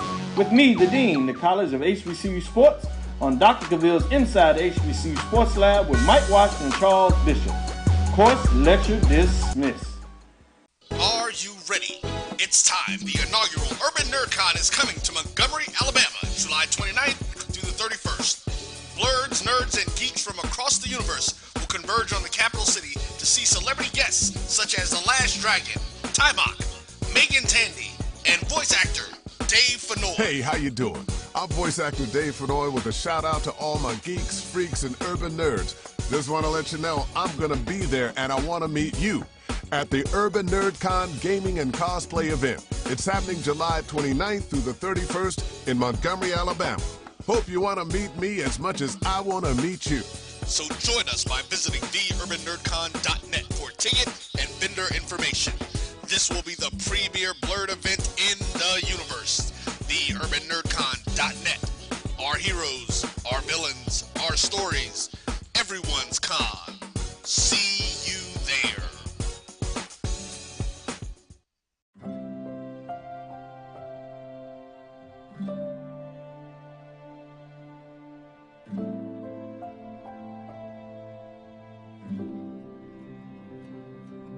Whether it's advice on managing your anxiety or tools to help you stay grounded, Coping-19 provides a range of resources and self-care tips to help you cope with this pandemic. We can help. Find the resources that work best for you at coping-19.org. Itchy, squirmy, scratchy, family not getting clean? Get Charmin Ultra Strong. Go get 'em. It just cleans better. With a diamond weave texture, your family can use less while still getting clean. Goodbye, itchy squirm. Hello, cream bottom. We all go. Why not enjoy the go with Charmin? Thank you guys for what you do for HBCU athletics. This is a fantastic avenue for all of us. This is our ESPN, so we love what you guys do. Brian, AD, Roy, all you guys at BCSN. We really appreciate what it is that you guys do for us.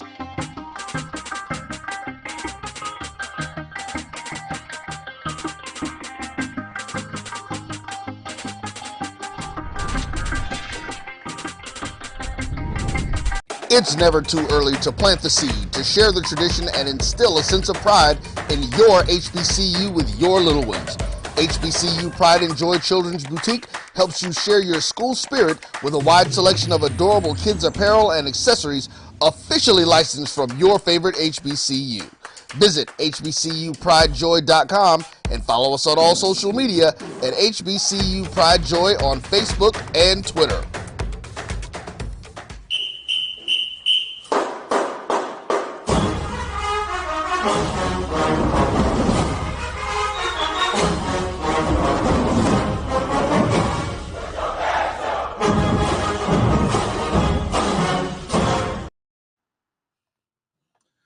All right, welcome back to the OG Strike Zone. Brian, Kelvin, Kofi. Make sure to like the stream wherever you're watching us, YouTube or Facebook. Please give us a thumbs up. Great show, loaded show, lots to talk about. We're going to pivot away from APR Talk for a moment, talk a little bit about some FAMU recruiting or just recruiting news in general, because we are less than, I don't know, probably less than 90, probably closer in the 75 ballpark days away from the start of the football season. So You've already started to see the preseason list and all these All-American, all the preseason stuff is starting to roll out. So we had to get into some talk. Our good friend Marcus Green, who always, when we talk about recruiting, he comes in and talks with us. But he was fortunate enough to help us get one of the big dogs to join us from 24/7 Sports. It's Brandon Howard, who covers a lot of recruiting, not only in the Texas area, but across the Southeast, Southwest. So, I mean, his footprint is right there in SWAC country. So let's go ahead and bring on Brandon and our good friend Marcus Green. Our producer Mel working diligently to see how many windows she can put up. And there she is. All right, so there's Brandon Howard there. And then, of course, we got Marcus Green joining us. So he got the good to purple have you freak on. room going. Let's go.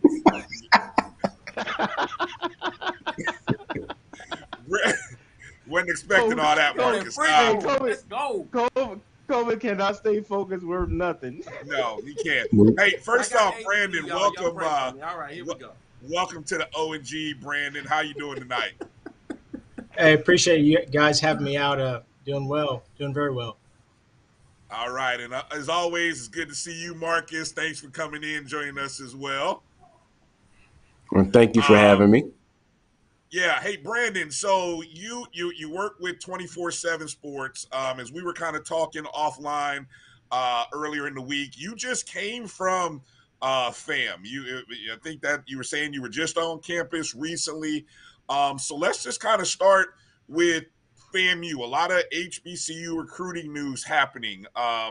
What's your impression of what FAMU has done or what they are doing, what they have done, and what's their place in not only for transfers but for the crop of 20? I guess it'd be the class of 23 and 24. What as it relates to FAMU? Well, first and foremost, I think that's a great question. The reason I was able to tour the campus and more so the athletic facilities because I was on a tour called the Distinctly His College Tour. With the tour, we had 40 athletes ranging from, no star to number one player in the country. And so it was really an opportunity for those players to, check out some HBCUs and check out, some of the, Power 5 universities as well, just giving them perspective on both sides of the coin because the coin flips both ways these days. Whenever I walked in, from my perspective, the first thing that stood out was family environment. We were greeted at the door, given some of the history behind the program and just giving the players some perspective that, hey, we send guys to the league every day, more so than what you think. And hey, look at this wall of players who, have learned, who built some tradition, but also have been able to provide some opportunities that put dollars in their pockets beyond the college football field. The thing that stood out to me, which I say to the kids and I preach to the kids, is that you're going to spend the majority of your time in the training room, more so than what you think. You're going to get a nick, you're going to get a bruise. If you're doing what it takes to improve your body, you're going to be with the trainers and really more so with the strength and conditioning staff. And to see who they brought on from a leadership perspective in the strength and conditioning department, that stood out to me because your strength and conditioning coach knows what it looks like to build a championship program. If you look at the Georgia Bulldogs, which he was just a part of. And so, just taking those things into perspective, that stood out. And then having the individuals that were on the tour bus with me show up to the campus and then take pictures and then post those things, because at the end of the day, we are in a day and age where these players, these parents, they need to see that other big fish, are getting into the school and want to compete on that level. And so, from my standpoint, from what I'm seeing, there's definitely FAMU is definitely a name that stands out right now. When you ask about the transfer portal, you better be there. I can't speak to what they're doing in it, but it better be better be an area of concern or an area of importance.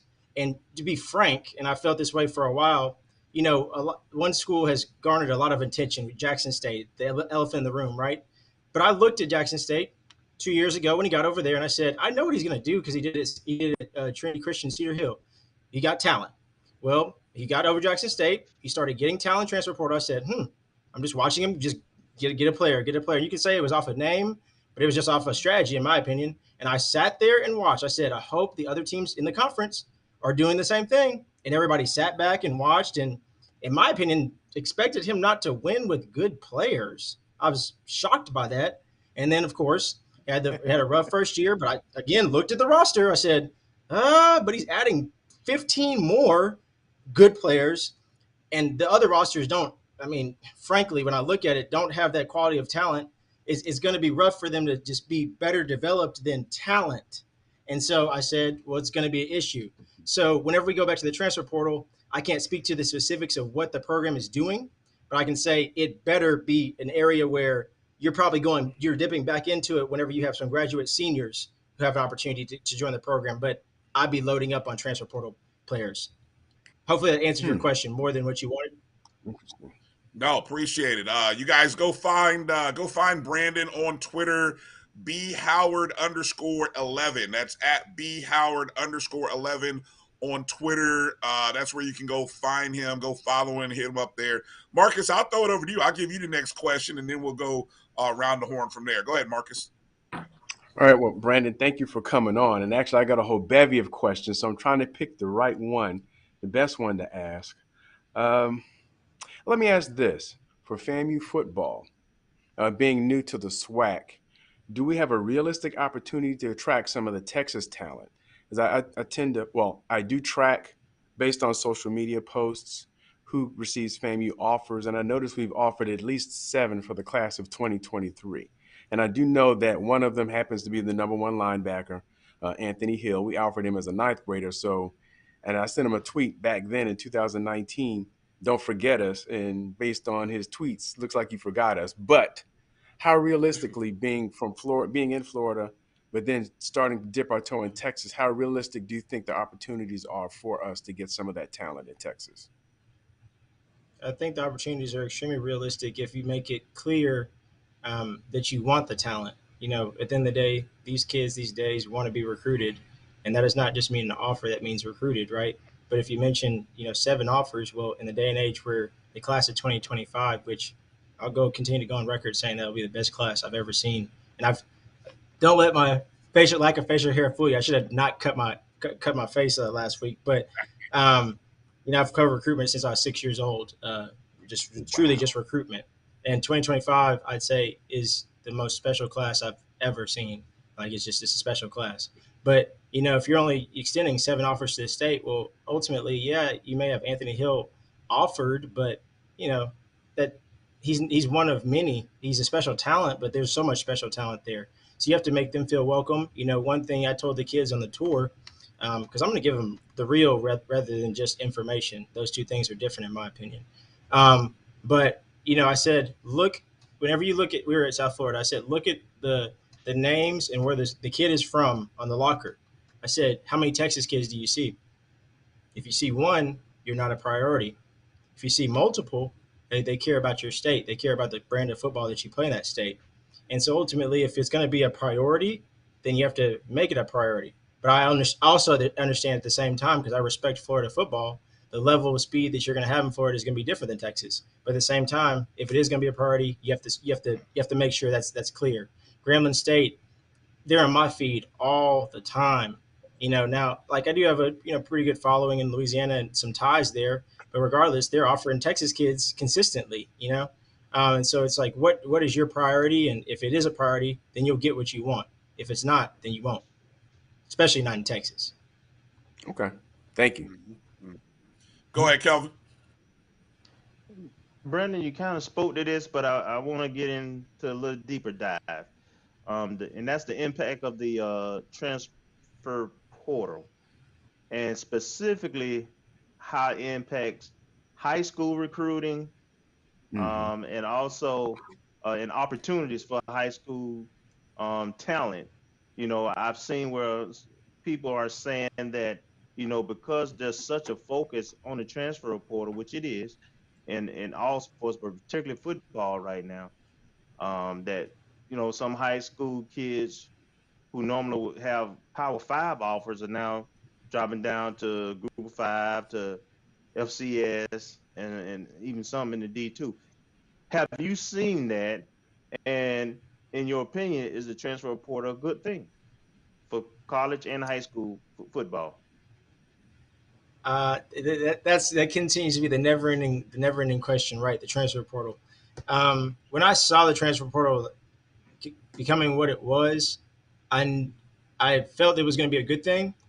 In the same dynamic, I would say I knew there had to be regulations on it because it's one of those things where it's just definitely a slippery slope.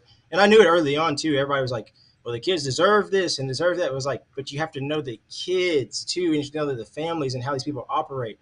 Because if you give them a little bit, they're going to definitely take a lot, especially the kids.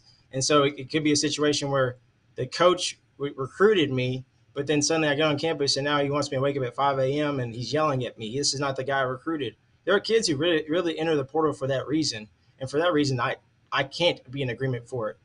Or if, it's after 1 year and you didn't play.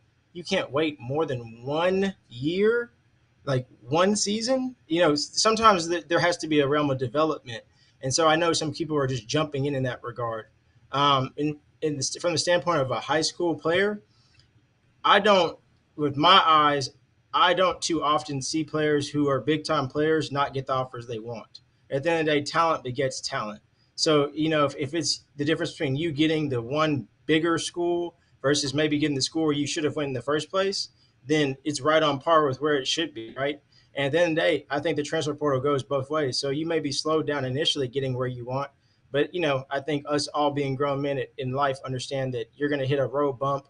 You're gonna hit a stop. You're gonna go at a stop sign. You're gonna run into a yellow light. So you have to be able to deal with adversity and be able to deal with just things not being in your timing or the way you want them to be. And I think that needs to be translated to our youth and really to the people who are in the game. That sometimes it's better to be in the right spot than in the wrong spot at the right time. And that makes sense if you think about it. But with the portal. Ultimately, I feel that you can end up ultimately making your way back around. If you end up going to Arkansas State as a quarterback and you wanted to go to Texas, well, guess what? If you go play at Arkansas State for 2 seasons, you put up good numbers, somebody's going to call your phone, and it's probably going to be Texas or Texas Tech because either one coach got fired or somebody moved to a different job or whatever the case may be. So, at the end of the day, it's like dominoes, and sometimes it's like chess. But you have to understand that, you're still a pawn in the game. But if you play the game right, you're going to end up getting a checkmate. All right. Kofi. Hey, man. So being around so many young people, what is the pulse in terms of what these young people are looking for in the process of being recruited? Is it more important to influence them, or is it more important to communicate with their parents, or both? In regards to myself or just the kid? Can you rephrase the question?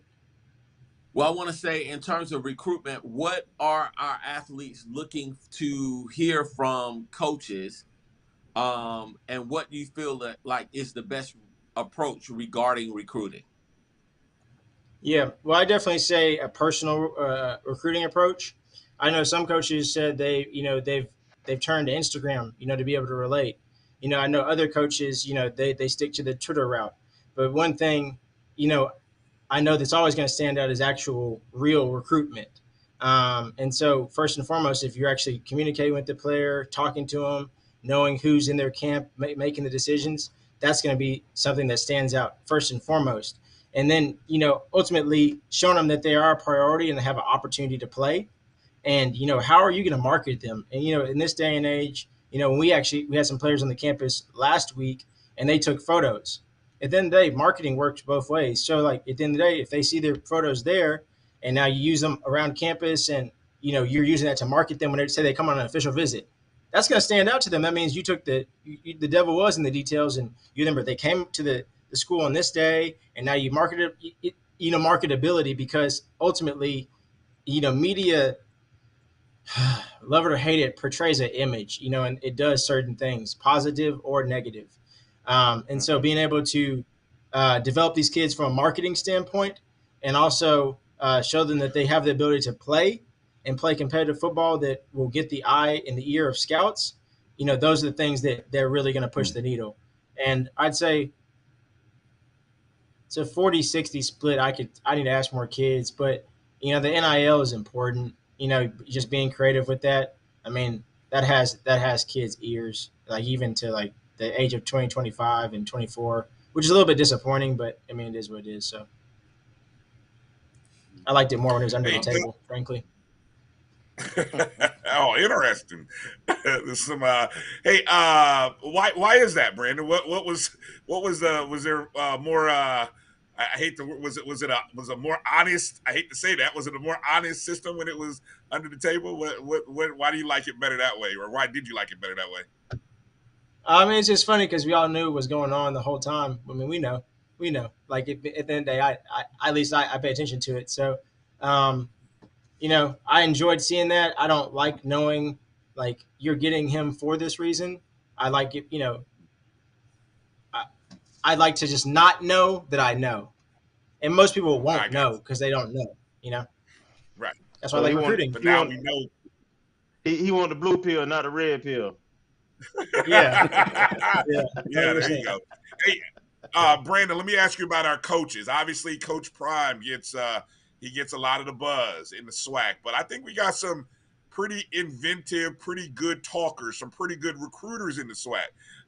Between Coach Simmons, you got Hugh Jackson. I think Coach Dooley moving to Southern is a big move. Then you've got Coach Maynard in Alabama A&M. I don't know about the effects of what will Eddie Robinson Jr. have at Alabama State, but when you look at the SWAC, maybe compare it to within its own conference and then maybe other FCS, who are the coaches, obviously outside of Coach Prime, that are really impressing young, not only you, but the athletes that are out there?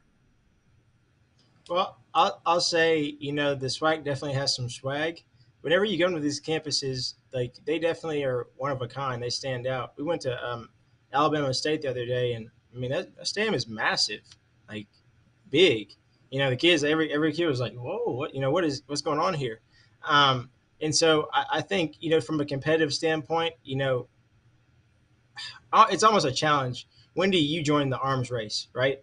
I think there is a lot of swag across the board in your conference, but let me mince my words. I am going to mince my words. Spit it out. Spit it out. No. Go ahead. Don't hold back. Say what you got to say. We got on our big boy bridges. Well, the thing is, okay, we asked for competitive rankings. We asked for for players of like the same quality as other universities, and we asked for recognition. But from a facility standpoint, from a viewership standpoint, from an interactive standpoint, I think those things have to align with what some of the other universities bring outside the conference. Because if you are going to talk, you have to be able to back it up, right?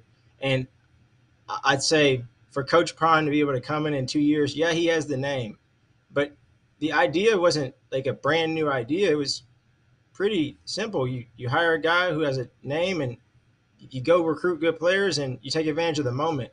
And I think the rest of the conference, yes, although they may be able to talk, but the only one who can really talk right now will be Prime, the way I see things going. And it's like, what can the rest of the conference do to catch up? Because you don't want to have it all banked on Jackson State, and then they're getting the spotlight. And then if he leaves, well, then it goes back to, just fighting amongst yourself versus like fighting the bigger picture, of the kid from, like, for instance, the basketball standpoint with the kid from Howard, the Maker. And so, like, even in that regard, not being able to capitalize on that, like, I understand there's a lot of things that happen in that situation, but you don't get a Travis Hunter all the time, right? And so how do you as a conference, capitalize on that? Even from your standpoint, like from a recruiting standpoint, there are some names where they were on the board and they're still on the board where I haven't seen like an offer extended, or going after the guy. Whereas, I look over at the other board and it's, well, it's going to be tough sledding, So hopefully that answered the question. Yeah. No, I appreciate that. Appreciate it. Marcus, I'm gonna give you the last question for this segment with Brandon. All right. And actually, I answered part of the question regarding NIL because I was curious to what degree it impacts their potential recruits' potential consideration for their final list based on their NIL potential to different universities, across the different universities, and how much it impacts their final five or top five just based on your interaction with the kids. So that was one question, but also, I guess the biggest thing, maybe not specifically for HBCUs, but perhaps could be a benefit for the classes of 22 and 23 with the COVID pause and some of the interrupted activities that would have happened that would have been for maybe their sophomore, junior years. Do you expect any talent push down to happen and that HBCUs can reap the benefits from kids who may have been under recruited that may have not been caught up with since we've gotten back more to a normal type of recruiting cycle with all the camps? Okay. Well, I'll answer the first one first. I've talked to a 2025 where he literally told me, Brandon, we're not going to college for free. And he wasn't talking about a scholarship.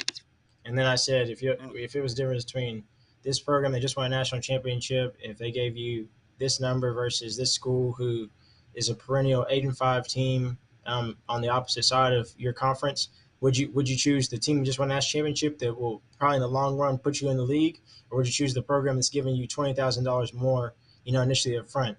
And the kid kind of did not give me an answer. He kind of wavered on the idea of going to the school with 20,000 more. I mean, that's kind of where some of the heads at. But I think ultimately he'd make the smarter decision and choose the penny double versus like the $1 million up front. But that said, it's that prevalent, and this is a top 10 player in the class of 2025 who said this. But that said, not every kid's going to get paid.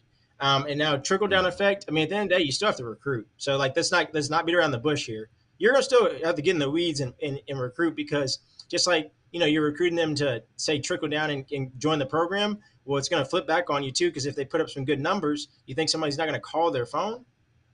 Hey, I mean, hey, we have a spot for you up here. I believe Alabama A&M had the kid who went to Florida State, the DN, Mm-hmm. if I'm not mistaken. Yes. Yeah. So, yes. I mean, that's definitely going to happen, just as in that example, right? So, the recruiting never stops. And, I think that the recruiting is the lifeblood of your program. So you're going to have to be on your P's and Q's, making sure that relationships are important and really diversify relationships. If you're digging in the same hole, trying to find a new well, then you're in the wrong business. At the end of the day, you have to be, developing relationships in different avenues. Heck, that's why I think this is valuable for me to be on here. And that's why I'm extremely grateful, because at the end of the day, it just gives it a new perspective, but also makes it so that I have to be more developed in my knowledge of every aspect of the college football game, because there's going to become a point in time where I'm going to need to know everything and everyone, in a sense. I don't know why that calling and reason will be, but it's going to be. Just like, being able to provide this perspective for you guys today about, the different questions that you've had. Does it make sense? Hopefully that answers your question as well. Oh yeah. Yeah, I think somehow we might have lost Marcus in there, and all that said. So hey, Brandon, appreciate your time again. You guys out there, go follow Brandon on Twitter, bhoward_11. I'll give you the last word, Brandon. Anything else that you're doing? Any upcoming projects that you want to share with us? And again, let people know where they can follow you if you're anywhere else other than Twitter.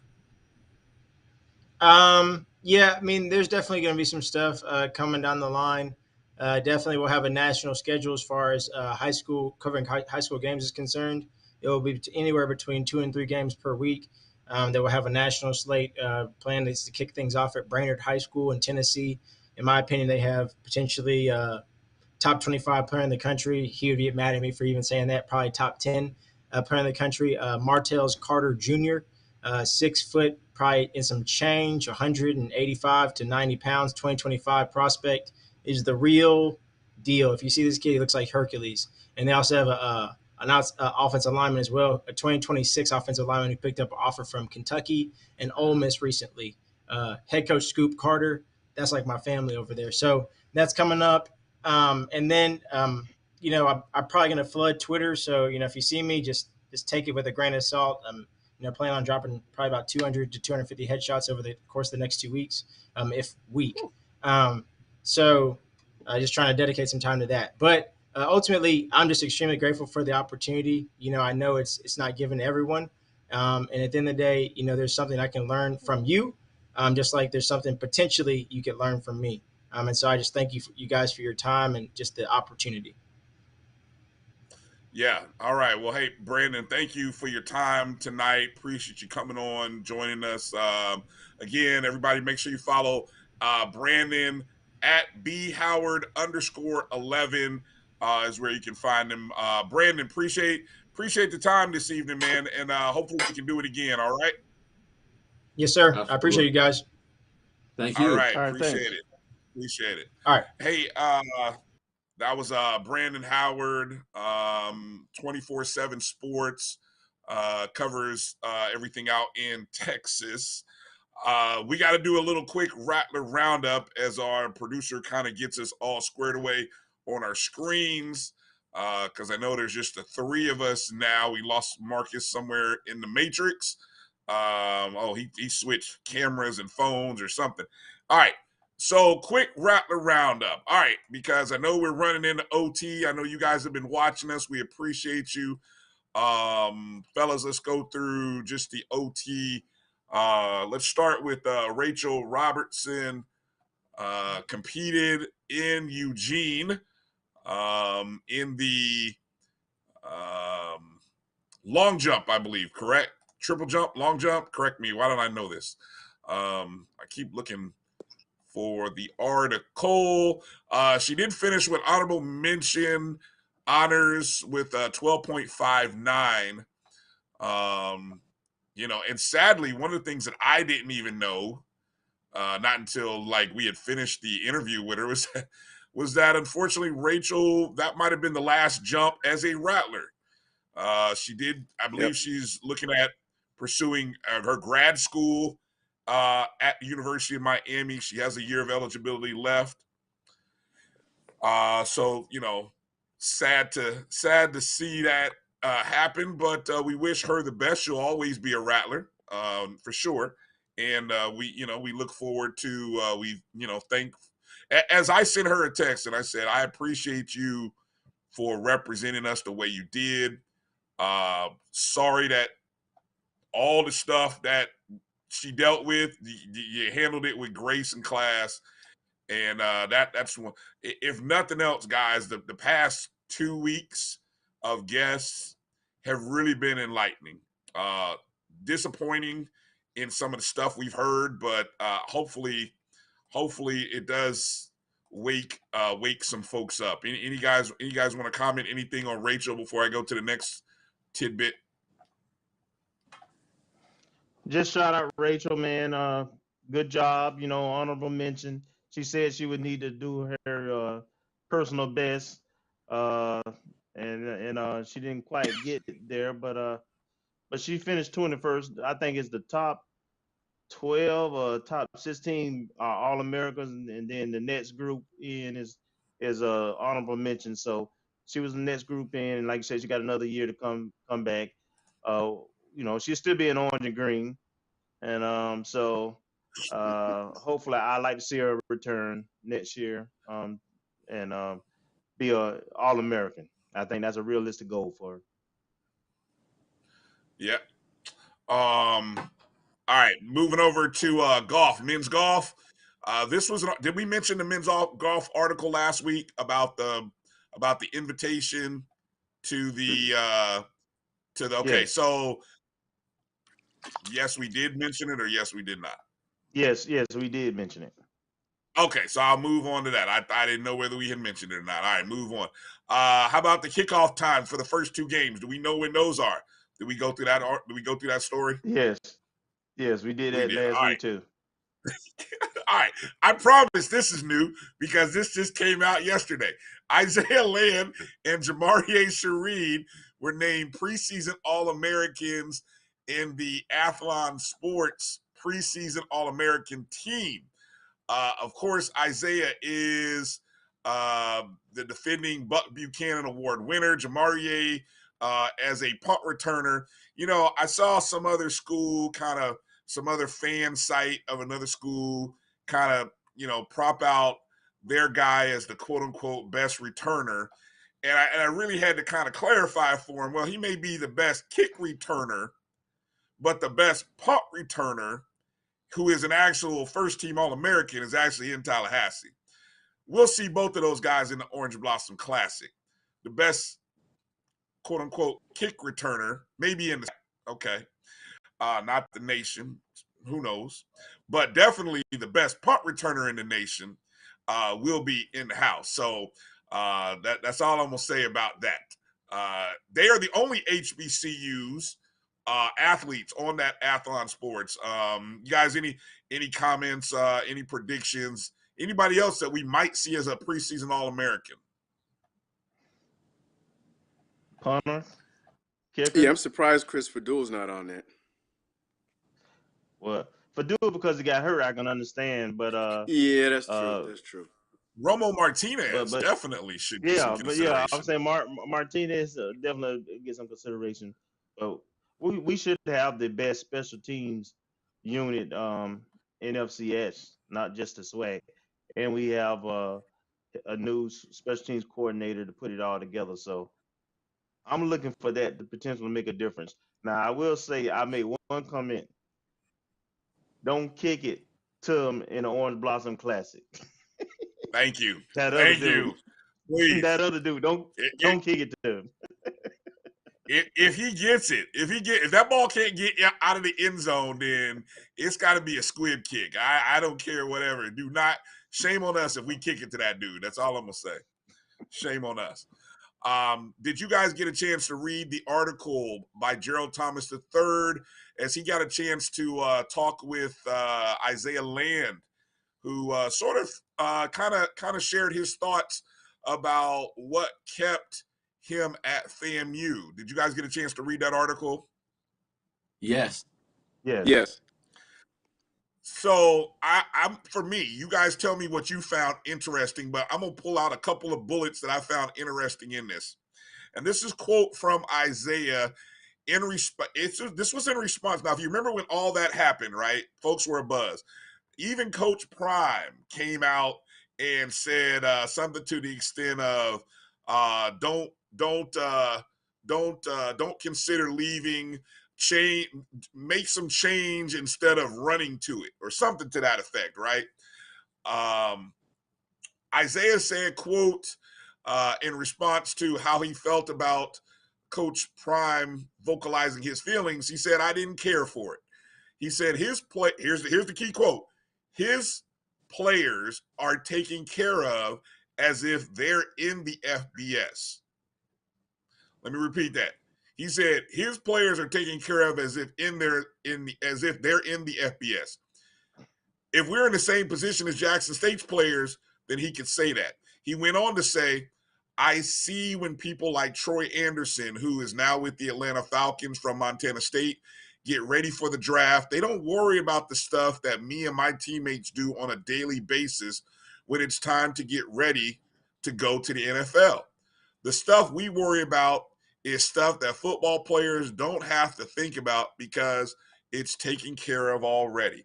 That was the quote that got me. Any quotes or anything from that article that got you guys? For me, that was it. Mm-hmm. Along with his, I want to say, his conversation he had with his mom, and you hear his heart and his spirit in regards to, he was never really looking to necessarily leave, but at the same time, bringing the focus back to how can we elevate FAMU's football program and athletics? How can we make sure that our players are operating on not necessarily even downhill, but just a level playing field? And I think once it sinks into Rattler Nation that we have the opportunity to really elevate the program, we're going to see the program elevate. And it's really on us. I think that, it's just like coming into a household and you saying, well, I didn't know the light bill was due, or I didn't know the cable bill was due. No, these things come around on a monthly basis, a yearly basis. And if you're concerned about it, you're going to make sure that your household has everything it needs to prosper. And that's the responsibility that Rattler Nation needs to say, hey, football season, we got multiple teams, we've got multiple needs. Let's be all in about making sure that the FAMU that we say that we love has everything that it needs. Anybody else want to jump in and add? Well, there's not much more to add. You look at the key points that Mr. Land made in the article. The first one was he was kind of taken aback at where Marquise fell, being an undrafted free agent. And that was the catalyst for at least putting his name in the portal, because he didn't want to have the same thing happen. Then he talked about the Troy Anderson example. But then he also talked about the thought process when he was being recruited, and he ultimately came back to FAM. He wasn't really looking to leave, but at least trying to avail himself of the best opportunity. But he looked at, well, this is who developed me, and I'm going to be loyal. So it all kind of is a circling moment, but it underlines the point that Kofi made, is that, we were kind of, well, I mean, I know as a fan, we were kind of like, uh-oh, what's happening here? The best player we've had in years to get all more beyond HBCU accolades, national accolades, and he's about to dip. But that's a wake-up call for us once again, because within this image, in this era of NIL and everything else, the next Isaiah Lane we have might not make the same choice. Yeah. If you guys didn't know this, Isaiah is one of 15 former Buck Buchanan Award finalists from the 2021 season that are back this year. So it is a loaded crop of defensive guys, including the last two winners. Jordan Lewis, who won the spring 2020 year, I believe is back at Southern. Then you got Isaiah, who won 2021. And then there are 13 other guys who were finalists this past year. So I found that pretty interesting. One other point I want to bring up, if you've seen Coach Simmons's Twitter feed, and you've seen him tweet out about Mirror the Athlete fundraising campaign. And you may wonder, okay, what is that? Okay, so that Mirror the Athlete fundraising campaign, you can go to go.rallyup.com/mirrortheathlete. Or go to Coach Simmons' Twitter feed, probably his Instagram feed as well, and you'll see that there. But that is a fundraising thing that was put together by the FAMU freshman classes of 1997 and 1982. To team up to support student athletes and raise funds for the football program. So I mentioned that I spoke to Coach Simmons this morning just to kind of get a little clarification on this. And this is just one additional fundraising arm. Obviously, there was the drive earlier before the start of the summer session. He had said that a lot of those costs were covered, but a lot of the training table things were still left needing to be served. So this is just another opportunity to support and give. I know they're trying to raise at least $50,000. If I go to the website right now, let me see if they show where they currently are. I don't know if anybody has given to them or not. They're currently at about 1,500, which is about 3%. So they've got 22 days left as they're trying to raise funds out of that class. Now, so those are, another fundraising arm trying to give immediate needs to the athletic department. Coming up the 23rd of the month in your neck of the woods, Kofi, in Jacksonville is where the strike tour begins. Coach Simmons said he will be there.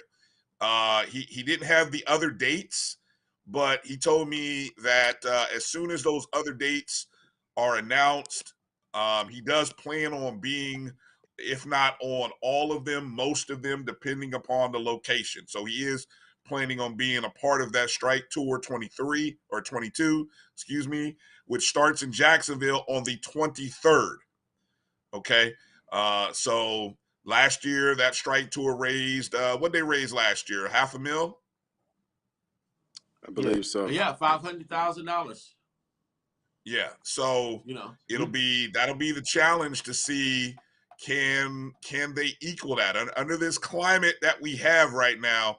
What are people giving? And you heard Dr. Friday-Stroud say we got to keep it in perspective about who this is for, right? So yes, we know our facilities need work. They need a lot of work. We have other issues that we may have, but we have to give our athletes, our student athletes, the financial support and backing that they need. And then hopefully our leadership will come through in some way or means with the facilities support that our coaches and those student athletes need.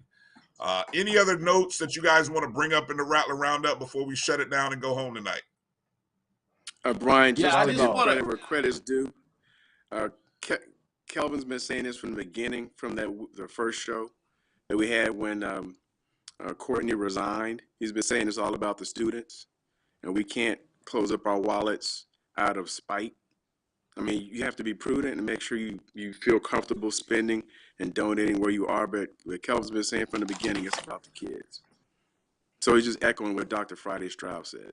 But he said that way back a few shows, like 2 months ago in that show. Yeah. Go ahead, Kofi. My brother Kelvin is a Rattler for real, a Rattler for life. And I've heard him get mad and be like, I ain't doing this no more. I ain't dealing with this ninjas no more. But he'll be right back there next day, ready to give, ready to support, ready to defend, ready to do. I'm tired of this. Boy, these ninjas get on my gut. But he'll be right back there the next year, next week, finding a way, finding a solution. And that's the way we got to be. We are literally a family. And I've been right there. I ain't dealing with these ninjas no more. They getting on my darn nerves. I'm ready for all of them to kick rocks. Just wish that some of them would just move and just, all this stuff. So what we need is focus.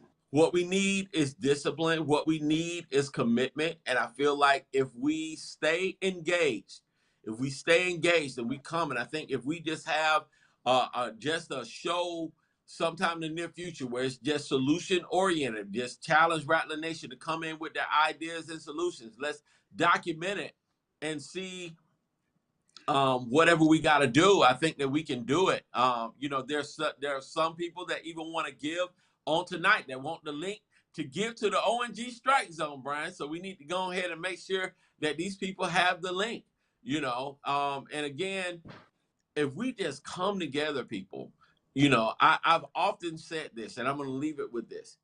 Let's say we come to the Albany State game, right? That's our first home game. That game's going to have over 20,000 people. 20,000 people just simply bring $10. 20,000 give $10. That's $200,000 that could be given strictly for athletics. If everybody commits to just saying we're going to give $100 over a 12-month period, that's $2 million. That's $2 million. We got 5 home games. So just imagine how that number just could simply be with just minimal work. And I know a lot of people say, well, the campaign, blah, blah, blah. It seems like we passing the plate. Well, darn it, pass the darn plate. Because we're going to have a big audience. You're going to have everybody there. There's not a bigger audience that you're going to have like on homecoming or even for the Southern game. Find a way to unify and monetize the moment. Monetize the moments that we have together, because we won't be gathering together like this once the football season is over with. Find a way to monetize those moments and we'll see a greater return. Well said. Kelvin, Final thoughts. Couple of things. We just want to shout out volleyball. I was able to talk with the volleyball coach. You know, they're the first sport that will start in August, and he's excited about what he's doing. He has 3 transfers coming in to add to. Well, really, we only lost 1 player off last year's team. That was a major contributor. So, and he's brought in, just like with other sports, some transfers and experienced transfers who played a lot. And so I'm really excited about what they're going to look at. And he's committed to coming on the show whenever we ask him to. I did want to clear up because I did get a couple of comments on when we talked about NAA and what was on the agenda. They wanted to be clear that there was never Wait a minute, the who? official agenda. The who? The NAA convention. Okay. Go ahead. Yeah. They wanted to be clear that there was never an agenda about removing anybody officially as a agenda item. There may have been some. Nobody said there was. Some of them discussion, but nobody said there was. Just for clarity, I'm gonna put that out there. Then last but not least, what I would say is that I think the reason people have responded so positively to Dr. Friday is because of her transparency, and that's what we got to demand of all our leadership. You know,